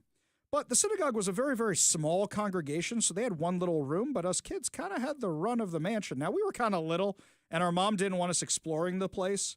In my mind, and I look at it now and I go, was it really as big as I remember? But in my mind, this place had a ballroom, and this place had a basketball court. And in fact, my family lived in part of the house on the weekends when we would go with my dad to New Jersey. And that would often include a trip to Noah's Ark, my favorite Jewish deli, my favorite kosher deli out there on the East Coast. And it would usually include a trip to the New Jersey Nets. We had tickets to the Nets back when they were in New Jersey before they moved to Brooklyn. I have really mixed memories of this place because I remember it was really, really old. This mansion was from like 1912 or something like that. And it smelled a little funny, and it was a little interesting. And, you had to leave your house to go to this other place. But at the same time, I remember we went back and forth between our house in Westchester and this place for years. And then I saw it burn to the ground. The synagogue was already fully ignited when firefighters arrived and was a total loss within an hour. Yeah, the thing was like completely made out of wood. Officials have yet to speculate on how it started. Rabbi Yitzchak Lerman was sleeping with his wife and 4 children in an apartment in the synagogue, which literally means that's the apartment my family used to live in, when they were woken by a fire alarm and saw flames from their window. We grabbed our children, and thank God we ran out of the home. He said at the scene, we crossed the street, and I turned around to get our Torah scrolls, and the whole synagogue was already engulfed in flame. Torah scrolls are the 5 books of Moses, the Old Testament, which are written down on these giant scrolls, and they cost anywhere from about $10,000 to $30,000 a piece. And you do anything to save those things. And he went back, and first he got his family out. He was going back in to get those, but the place was already completely destroyed. Thank God we were alive. That's the most important part. He said everything else is replaceable, but our lives are the most important thing. Nobody was injured in the devastating blaze, Chief Russo confirmed. The cause is still being investigated. Rabbi Lerman declined to comment on the cause, saying he's waiting to hear from investigators to determine what happened. He said that his congregation plans to hold outdoor services where the synagogue once stood on Saturday morning. The synagogue has launched a fundraising campaign and hopes to rebuild. He says, right now we're still in shock. We're still in pain. It's going to take a while to get over this, but moving forward, that's the Jewish way. The Post has reached out to the Rutherford Police Department, meaning the New York Post, and the Rutherford Volunteer Fire Department for comment. The synagogue has been an integral part of the community for more than 100 years. It was the target of a firebombing in January of 2012, when the rabbi at the time was also home with his family, similarly waking up to flames. The rabbi was able to put out the flames that time, and he and his wife woke the rest of the family. Prosecutors wrote in the 2012 court documents, noting that the rabbi suffered minor burns. The firebombing was linked to 5 anti-Semitic attacks on Jewish houses of worship, which included swastikas and other vandalism being left on targets. So Anthony Grazanio and Akash Dalal were each sentenced to 35 years in prison on terrorism and arson charges. We don't know the cause of this fire yet. Look, the place was from 1912. It was old. Could have been that, or it could have been something more nefarious. We don't know. But it was really, really surreal to see a place you have such fond memories of as a kid on the front page of a newspaper because it burned to the ground, and a place that had been the target of attacks before. Really, really surreal. I kind of like the memories I have in this place. I think when they rebuild it, if they rebuild it brick for brick, I wouldn't necessarily want to go back because the memories in my head of this place are probably so magnificent that the place itself doesn't live up to them. But a really sad thing to read about in the newspaper. When we come back, my friends, we're going to make fun of Pramila Jayapal because she said some really, really dumb things. And she got heckled by her leftist protesters. Yes, let them fight. We'll have that crazy audio for you when we come back. You'll listen to the Ari Hoffman Show on Talk Radio 570 KBI.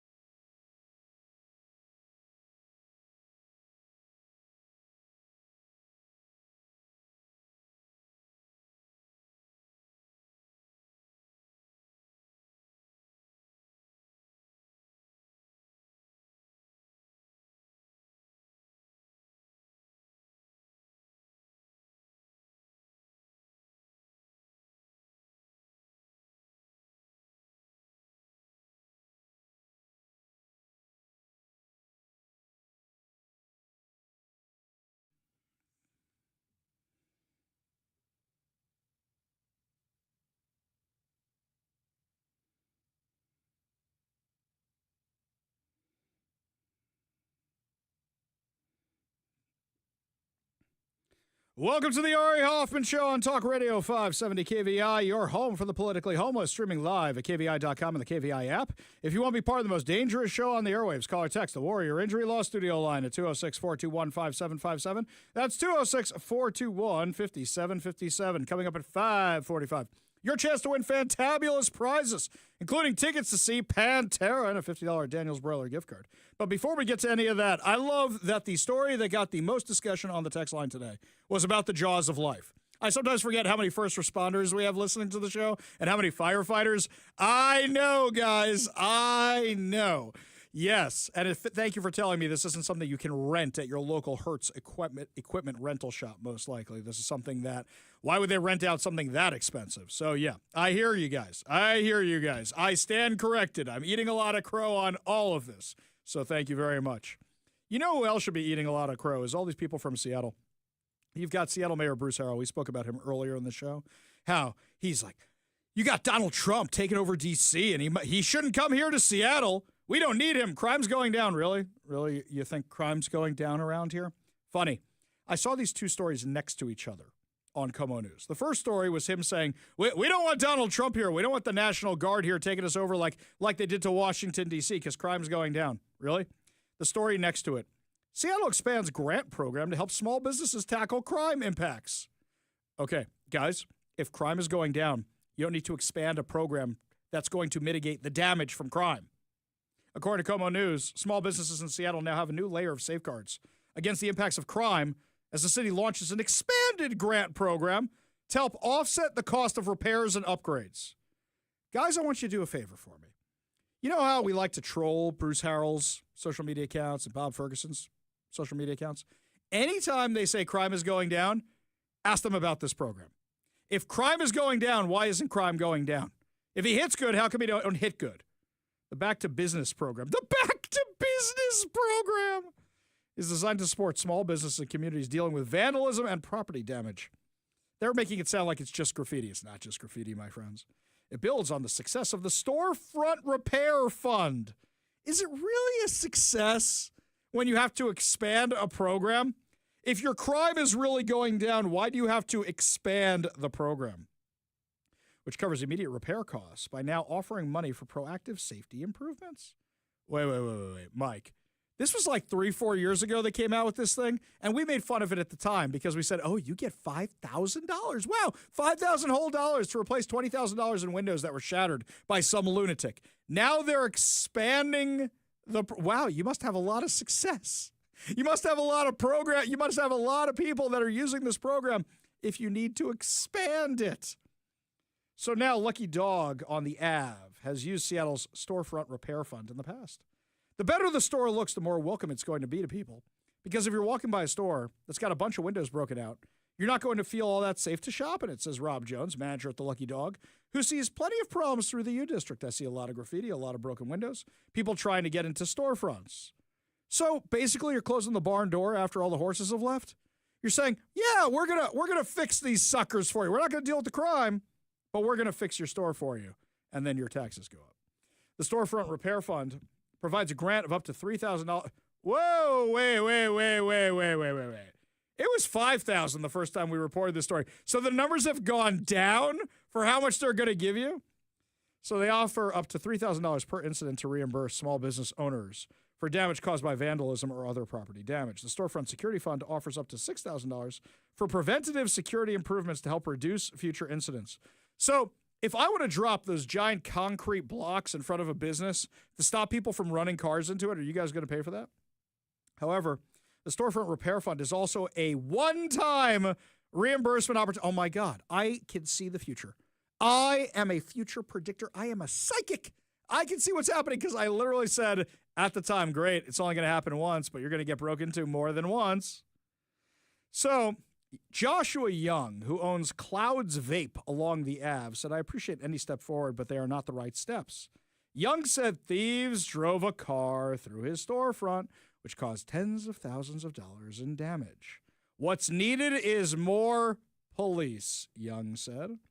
Quote, we've asked for things like a mobile police unit. We've asked for more cops on the Ave. We need deterrence from the crime happening. They don't give it to us.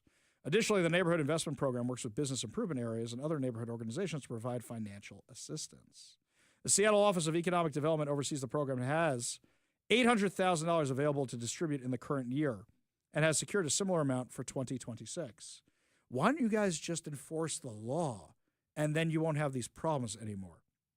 When I went to KUOW for an interview a few weeks ago, I was over in that part of town. I cannot believe how many homeless people are outside KUOW. A daily reminder of the policies they support in real life, right there in front of them. Oh, wasn't it fantastic? That neighborhood has really gone to hell. Now, you guys know what a college town looks like? The problem with our college town is it's in the middle of a big city. So, as opposed to being charming, it just looks run down and junky. That's the problem. Does UW look nice? Mostly. Does U Village look nice? Sure, beautiful shopping area. But go anywhere else in that area and see what it looks like. It don't look great. It really don't. So when Donald Trump says he wants to send National Guard into blue municipalities to clean them up, the one who freaked out the most was not Bruce Harrell. It was actually the Democrat from Hamas, our very own Pramila Jayapal. She wrote, Donald Trump is sending thousands of federal troops into D.C. in an authoritarian take over our nation's capital city. This is about control, not safety. Lady, didn't you support vaccine mandates, mask mandates, shutting down businesses, shutting down schools, Jay Inslee having emergency powers for 975 days? I didn't hear you say anything about that at all. So clearly you don't have a problem with authoritarianism, because you had no problem with authoritarianism. Here's something else. You're always backing Hamas. Do you know what they want to do to women? Do you know what they want to do to the alphabet mafia? Do you know what they want to do to anybody who's not Hamas? Yeah, that's actual authoritarianism. That's what you support. That's what you back. In fact, just a few posts before that, she was mad because of an Al Jazeera journalist, and I'm using the air quotes, who was taken out by Israel. Now, Israel has provided tons of documentation saying that this guy was actually a terrorist, and then some people didn't believe it. So some people went and mined his social media account, and they found him praising October 7th while it was going on. They found him taking selfies with the heads of Hamas. They found him hugging the heads of Hamas. This guy was a terrorist. This guy was a flat-out terrorist. In fact, he's got a post right before he died where he heard the bombing coming towards him, and he put this thing up. Why would you think you're the target of the bombing? Oh, because you're a terrorist. So, Pramila Jayapal writes, the Israeli military has killed more than 200 journalists and media workers. It's funny. What outfit should the Hamas types wear each day? The UN worker, the journalist, the doctor? Which one they going with today? The latest strike killed 5 journalists, including a prominent Al Jazeera journalist. Is Al Jazeera really a media outlet? They're funded by Qatar. They're run by the Muslim Brotherhood. They spew anti-Semitism. They spew anti-Americanism. Are they really a media outlet? Are they really? She says the U.S. must stop providing weapons for this genocide. Oh, give me a break, please. You remember the last journalist they got all mad about? From our neck of the woods, as a matter of fact. A local relationship. That's right. We had the journalist who worked for the Palestine Chronicle and Al Jazeera, who is holding hostages in his apartment in Gaza. Oh, I'm sorry. Do I need to say allegedly? No, I don't think so. So, this guy was holding hostages in his apartment in Gaza and is currently being sued by the people who were freed by the Israeli Defense Forces. In fact, members of Congress have called on the Justice Department, and they did this before Trump was in office, so I think it might be time to give him a little nudge, to investigate the Palestine Chronicle, which is based right here in Washington, as a 501c3, because if you're paying this guy, were you paying to hold hostages in Gaza? Because that's what it sounds like. This journalist that she's supporting, his military ID number 305342, enlisted in Hamas on March 12th, 2013. He was part of the Hamas East Jabalia Battalion. He was head of a terrorist cell in Hamas-guided rockets platoon who posed as a journalist. But that's who Pramila Jayapal is defending. Now, what I find funny about this is Pramila Jayapal can be as anti-Semitic as she wants, can be as anti-American as she wants, can be as pro-Hamas as she wants. but it's not enough for her own supporters. So Pramila Jayapal, like many members of Congress, is on recess right now. And that's usually when they come back to their districts and get heckled by their constituents. In this case, it wasn't Republicans who were heckling her. It was a whole bunch of lefties who think that the spokeswoman for Hamas isn't far left enough for them. Give a listen and just enjoy. Somebody get some popcorn. I am one of the very few members of Congress that has sponsored the Block the Bombs bill. Along with Bernie Sanders, sponsored the joint resolutions of disapproval. I have consistently called for us to stop offensive military assistance to Israel, and I've been very vocal about this. I believe what's happening, what the Israeli government is doing in Gaza is a genocide. That is very difficult, frankly, because I know that word is very painful for many of my Jewish constituents and friends and allies. It's not a word I use lightly. I actually did a lot of research into genocide and read Israeli scholars and Holocaust survivors and experts. Stop. You're comparing what happened in the Holocaust to what's happening in Gaza? Really? I wonder what books you're reading, because you clearly don't know what you're talking about. On this, as well as Jewish American scholars and experts on this, I have consistently voted against offensive aid. The challenge has been around defensive aid for the Iron Dome, which has been protecting Israeli civilians. And I think Palestinian civilians and Israeli civilians deserve to have protection. Shame! Don't protect the civilians! Shame! Even though she said Palestinians, shame! Shame! By the way, that goes on for like another 3 or 4 minutes of them going, shame! Shame! You can't be far left enough for the mob. And she's saying everything they want her to say, except defensive weapons are okay. Except for that. They don't like that. You can never be left enough for them. I wonder if they'll primary her. That would be fun to watch. Yeah, I don't know if that's actually going to happen, but it would be fun to watch. Speaking of far-left crazies, Greta Thunberg back in the news. She had such a good time in Israel last time. Really enjoyed being given a sandwich by an Israeli soldier and being flown back out of Israel. She's leading another flotilla to Gaza. Do you remember last time they ate all the supplies in the flotilla and they brought almost nothing with them? Do you remember they took a sailboat so they could look all green, but none of them know how to sail? So they were on the diesel motor the entire time. So her and her merry band of idiots are now bringing a few more boats with them. Woo! Yeah, Greta! This is going to be a great trip. Going to be so much fun. I think she just wants to see another good-looking Israeli soldier again. I think that's what this is about. She's like every other college girl. Just wants to see a good-looking Israeli soldier, get a sandwich from him, smile at him, and then get a free trip to wherever she came from on El Al. Wow, there's no downside. You know what I think we should do instead? Tell me what you think we should do with Greta. I got a different idea what we should do with Greta. I think we should take their boat. I think we should take their phones. Oh, wait, they got rid of their phones last time by throwing them overboard so they wouldn't know who they were coordinating with in Gaza. I think you should take their boat and leave them in Gaza. They want to be in Gaza so much they want to break the siege, as they say. Leave her in Gaza. Let her fend for herself. I think that's what we should do. I say, lady, only one free flight per lunatic, and you already used up your allotment. Let's just leave her there. What do you guys think? I think that's a great idea. I really, really do. I think that is the way to go. Leave her there. Oh, that would just be absolutely fantastic.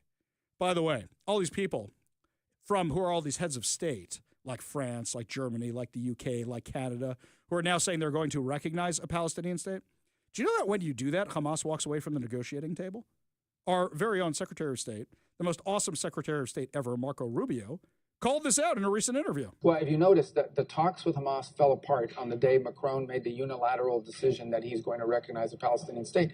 And then you have other people come forward, other countries say, well, if there's not a ceasefire by September, we're going to recognize a Palestinian state. Well, if I'm Hamas, I basically conclude, let's not do a ceasefire, because we can be rewarded and we can claim it as a victory. So those messages, while largely symbolic in their minds, actually have made it harder to get peace and harder to achieve a deal with Hamas. They feel emboldened. Yeah, well done, guys. Yeah, I really need lessons from Germany on, who to side with against Jews. Please, Germany, tell me how to do that. Really, really, really appreciate that. In fact, Prime Minister Benjamin Netanyahu said something similar about his private conversations with these leaders and what they were saying in public. Many leaders tell me, look, we know you're right, but we can't stand, in the face of the public opinion in our country, especially European leaders. They tell me that over and over again. And I say, that is your problem. It is not our problem. It is not our problem. He's exactly right. He's exactly right. Let me ask you a question. If World War II was happening right now, and you were towards the end, and you're about to defeat Germany, do you leave the Nazis in power in Germany? Is that what you do? Do you leave Mussolini in charge in Italy? What do you do in that case? Well, that's exactly what the world seems to be wanting to do right now. I think the world forgot how to win a war. I think that's what you're seeing right now. Sometimes you just flat out surrender. Like Jerry Nadler. I can't believe this dude is still in Congress. Jerry Nadler is backing Zoran Mamdani because he is so afraid. The fat old fart is so afraid of being primaried and losing his power that he says, I'm going to back this guy who hates Jews even though I'm Jewish. I'm going to back this guy who hates America even though I'm an American member of Congress. I'm going to hate this guy who's a communist even though I've made a ton of money in Congress. I'm going to back him because I really like my perks of being a congressman. While we work to take back the House in 2026 and the White House in 2028, we need Zoran Mamdani as mayor fighting against these betrayals right now. Yeah, that's right.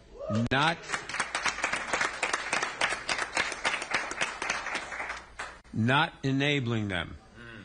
Every seat matters. Every race matters.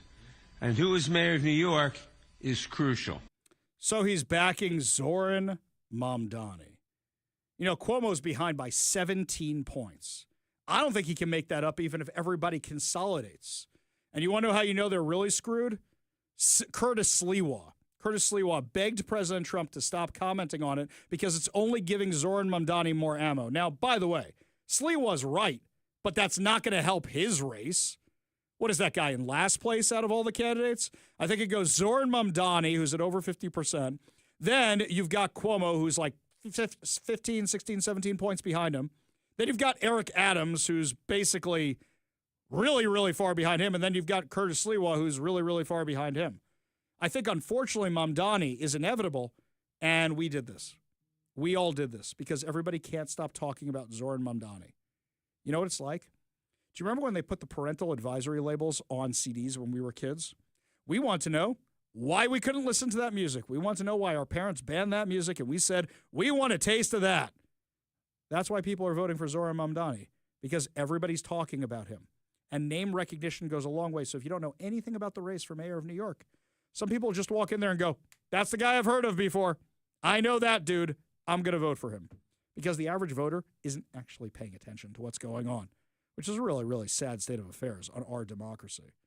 Lots more to discuss as the show continues, my friends. When we come back, Mayor Pete is getting no love whatsoever from the African-American community. Does he actually think he has a chance to be president? We're going to make fun of him when we come back. But first, Todd Herman's Daily Thoughtcast right now on the Ari Hoffman Show.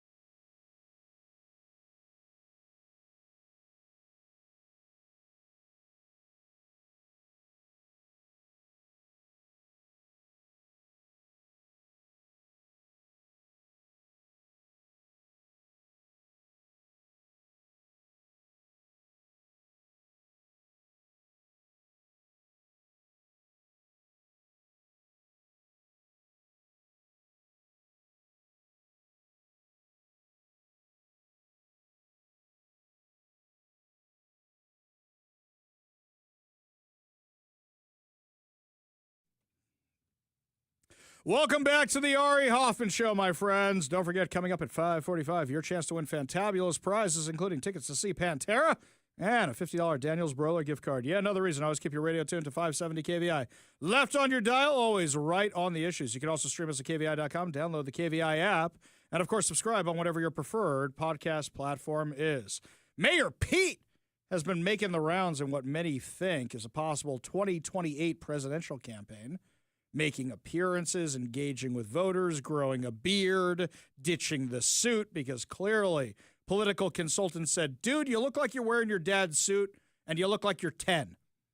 Now, Buttigieg was transportation secretary, and all anybody has to ask him about is his failed record.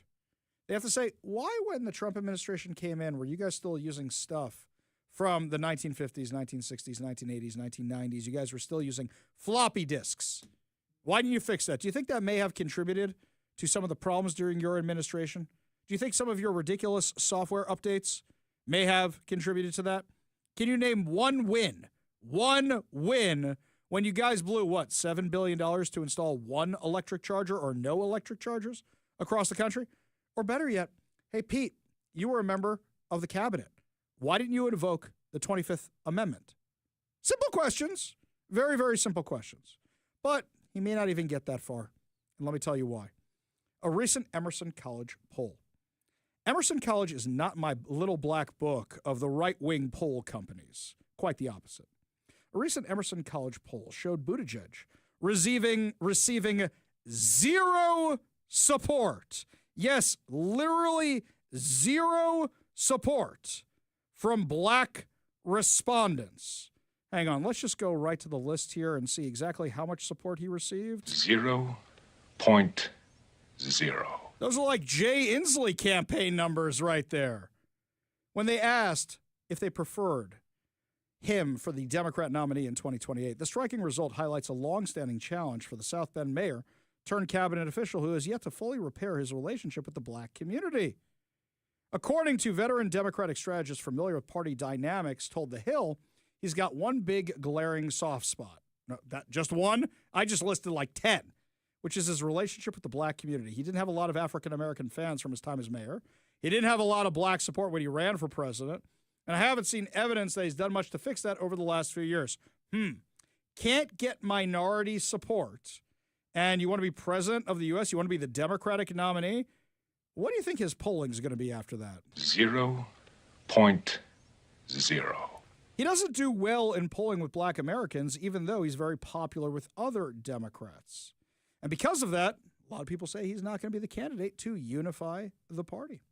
Princeton professor Julian Zelizer noted that part of what Democrats are looking for is someone who can imagine appealing to working voters and back working voters, Latino workers, even rural working voters. You know, right now, donations to the Trump campaign, donations to the Republicans are through the roof, and a lot of them are coming from Teamsters.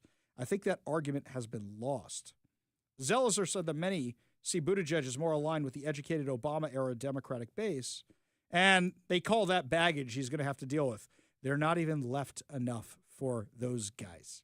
You need to be a radical card-carrying member of Hamas if you want to get the vote of the Democrats these days. While Buttigieg leads in some early polls ahead of a potentially crowded Democratic primary, his challenges with key voter blocs remain a concern for the party as it seeks to rebuild after the 2024 defeat against Trump. Critics have also pointed to past missteps, such as his delayed response to crises like the 2023 train derailment in East Palestine, Ohio, that have drawn public criticism. Oh, you mean blowing the sucker up and say, yeah, let's blow that thing up.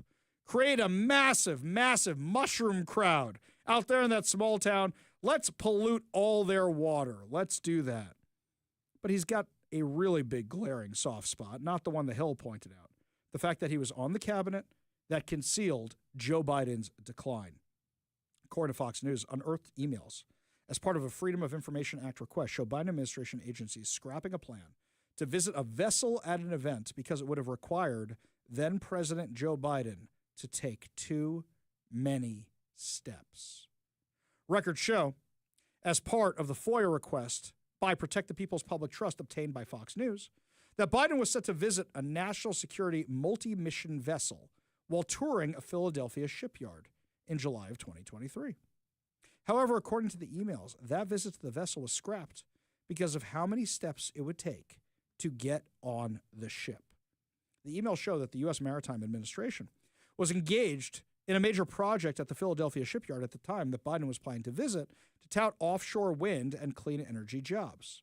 One official emailed members of the Office of Secure Transportation with the Department of Transportation CC'd on July 17, 2023 that said no visit to the vessel is planned after the White House realized how many steps were involved of getting to the ship. Parentheses, true. Lots of steps on grading. Wow.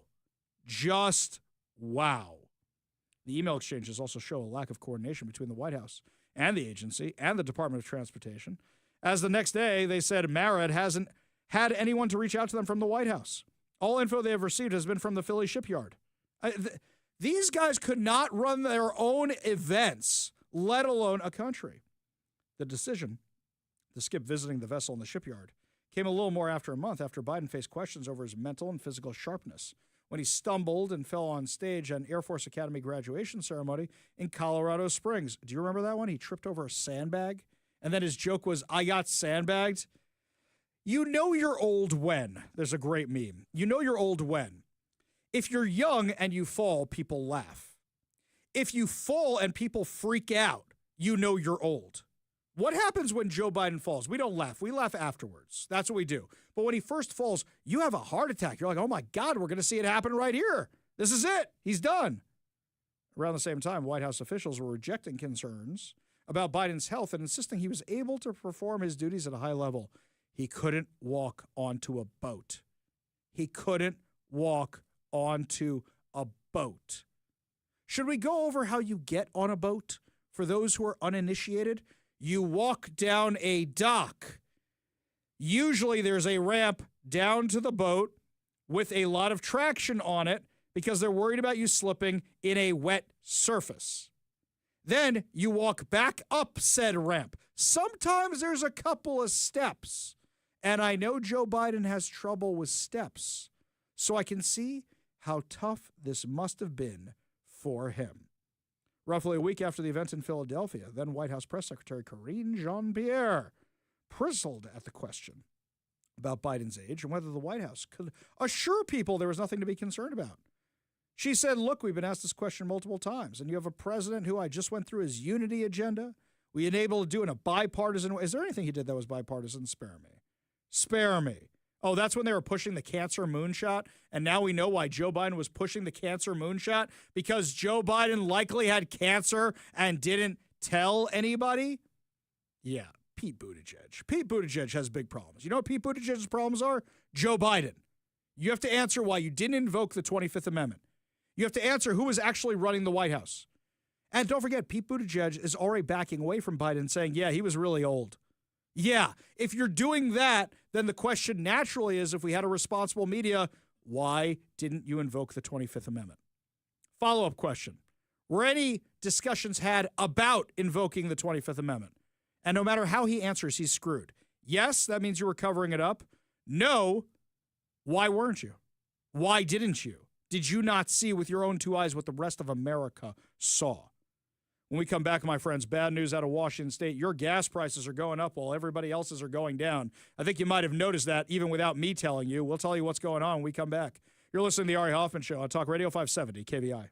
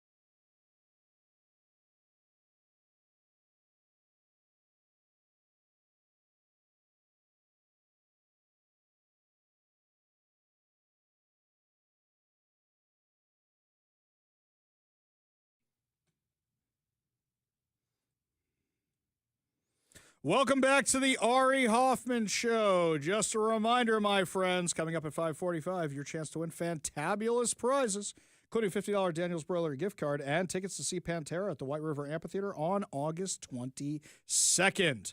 Make sure to subscribe to our podcast, by the way. Why don't you? I find it very entertaining when I start getting emails and texts in the morning for the people who missed the show the previous day and start listening to the podcast in the morning. So head on over to your preferred podcast platform. Make sure to subscribe to us while you're there.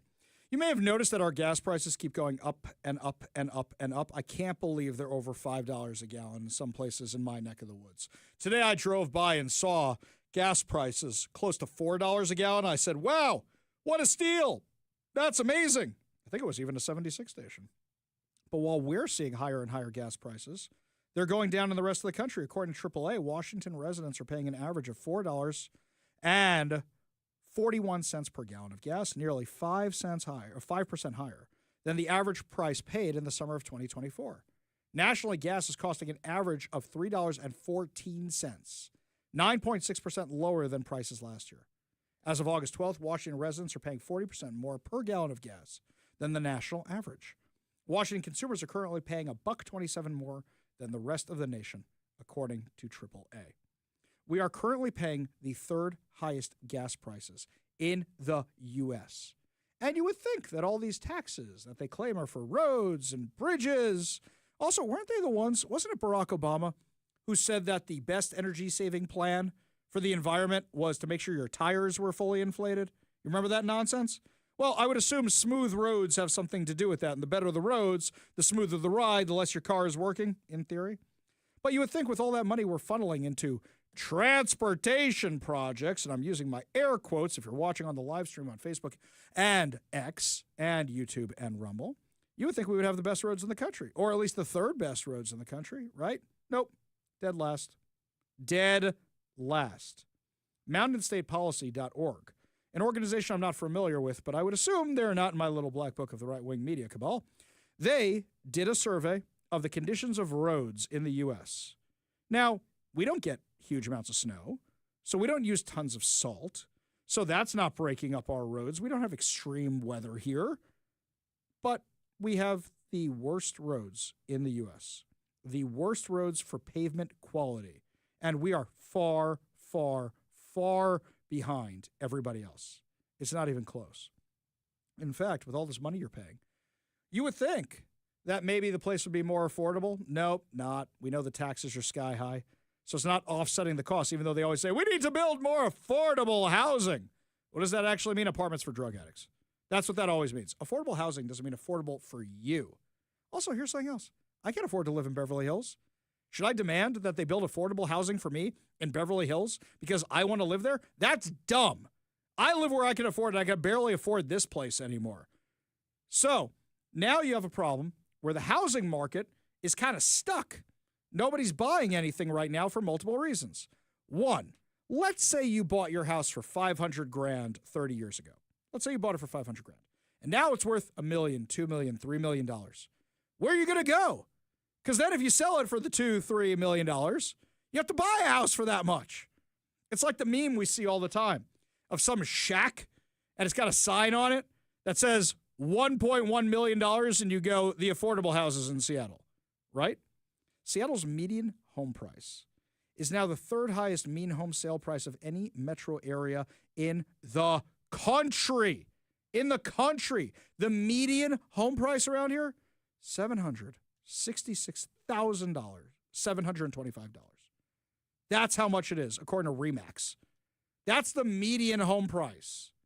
We have a lot of people moving back to the community, in the Jewish community, for example, who are people's kids who are moving back. They want to be near their families or they got a job offer. Used to be, a young couple could afford a starter house. Now they can't afford any house. They're living in their parents' basements if they're coming back. They're married with kids, living in their parents' basements, not because they did anything wrong. It's not because they weren't financially prepared. I know people where both of them are paying jobs, well, have jobs, but also, who wants to buy a house with this economy? If interest rates don't go down, people don't want to borrow at that higher rate because they'll be paying a lot more money.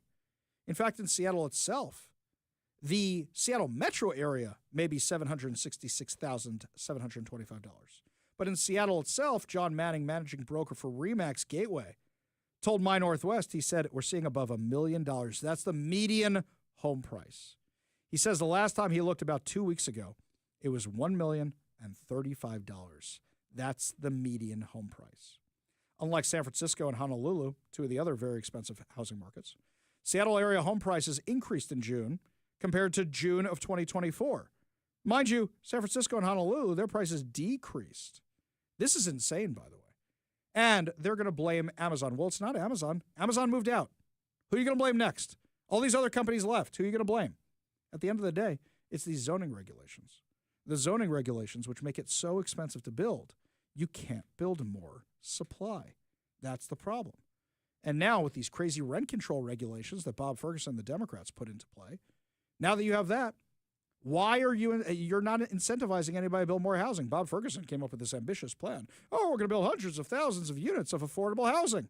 Not going to happen because the developers don't see any profit in it. The only profit they see is they build these massive high rises, and then they turn around and they sell it to the government for 3 times its value because the government's dumb and keeps buying these things to say, look how much affordable housing we have. Turn it over to drug addicts. It's supposed to be, it's one of those mixed-use buildings where you have all the apartments above and you have the retail down below. Do you know what they're putting in the retail? I see this along Rainier Avenue. They're putting drug clinics in the retail. So they put the drug clinics in the retail and they put the affordable housing above, and look at Rainier Avenue. It's an absolute disaster. An absolute disaster. The affordable housing is never affordable for you. It's affordable for the criminals, for the drug addicts, for the people with mental health issues, but not affordable for you because you're the one paying for the affordable housing. Only good news to wrap up the show. Your good news giveaway, your good news headlines, your chance to win a $50 Daniels Broiler gift card and tickets to see Pantera. When we come back, you're listening to the Ari Hoffman Show on Talk Radio 570 KVI.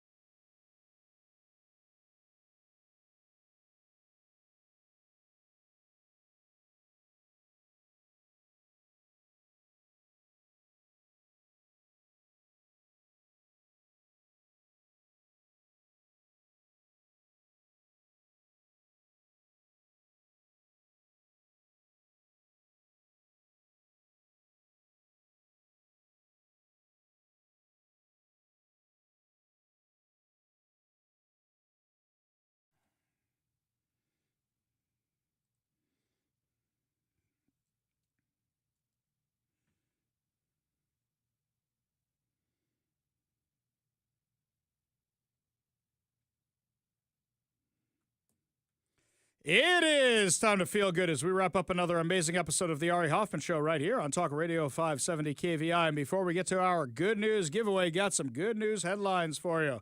This one comes from King 5. Fans of Taco Bell's iconic Mountain Dew Baja Blast flavor have something to look forward to this week. For the first time in 20 years, the fast food chain is adding a new permanent flavor to the mix. Beginning August 14th, wait, that's on Thursday, customers nationwide can order Mountain Dew Baja Midnight, the chain's first ever expansion of the Baja Blast brand. Taco Bell announced in a news release. The new purple drink adds a bold twist to the iconic tropical lime flavor, blending in passion fruit for what the brand calls an entirely new experience. Baja Blast has consistently sparked creativity, defied expectation, continues to be a cornerstone of the Taco Bell experience, says Taylor Montgomery, Taco Bell's chief marketing officer, in a statement. Our fans made it iconic, and they're the reason we're expanding the universe for the first time with Mountain Dew Baja Midnight. Wow, an expanded universe at Taco Bell. So, yeah, that's going to be available starting on Thursday. Available exclusively at Taco Bell. Baja Midnight will be a permanent menu item priced at $2.49 for a small, alongside the Baja Midnight Freeze, available for a limited time. Only with, for $3.79 for a regular size. The launch is part of Taco Bell's push to spark the next chapter of the Baja Blast legacy, encouraging fans to share their own takes on the new flavor. Rewards members can try a medium Baja Midnight for free with a $5 purchase on the app on August 15th. Speaking of delicious things to eat, would you eat a horse or a dog? Yeah, it's a wild question, we know. Exactly, says Como News. However, a Washington Post op-ed suggests that Americans consuming horses could help depopulate wild horses in the West.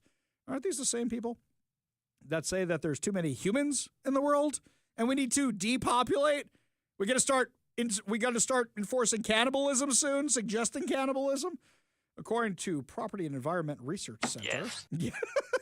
Baby Yoda likes eating those frogs. We know that. That's for sure, right? Yes. The growing population of wild horses is threatening rangeland ecosystems across the western part of the United States. According to the organization's research, the wild horses have a 73,000 population, far beyond the sustainable number of around 2,700,000.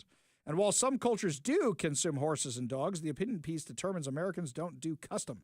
Explain that most Americans consider horses and dogs as pets, unlike cows and pigs.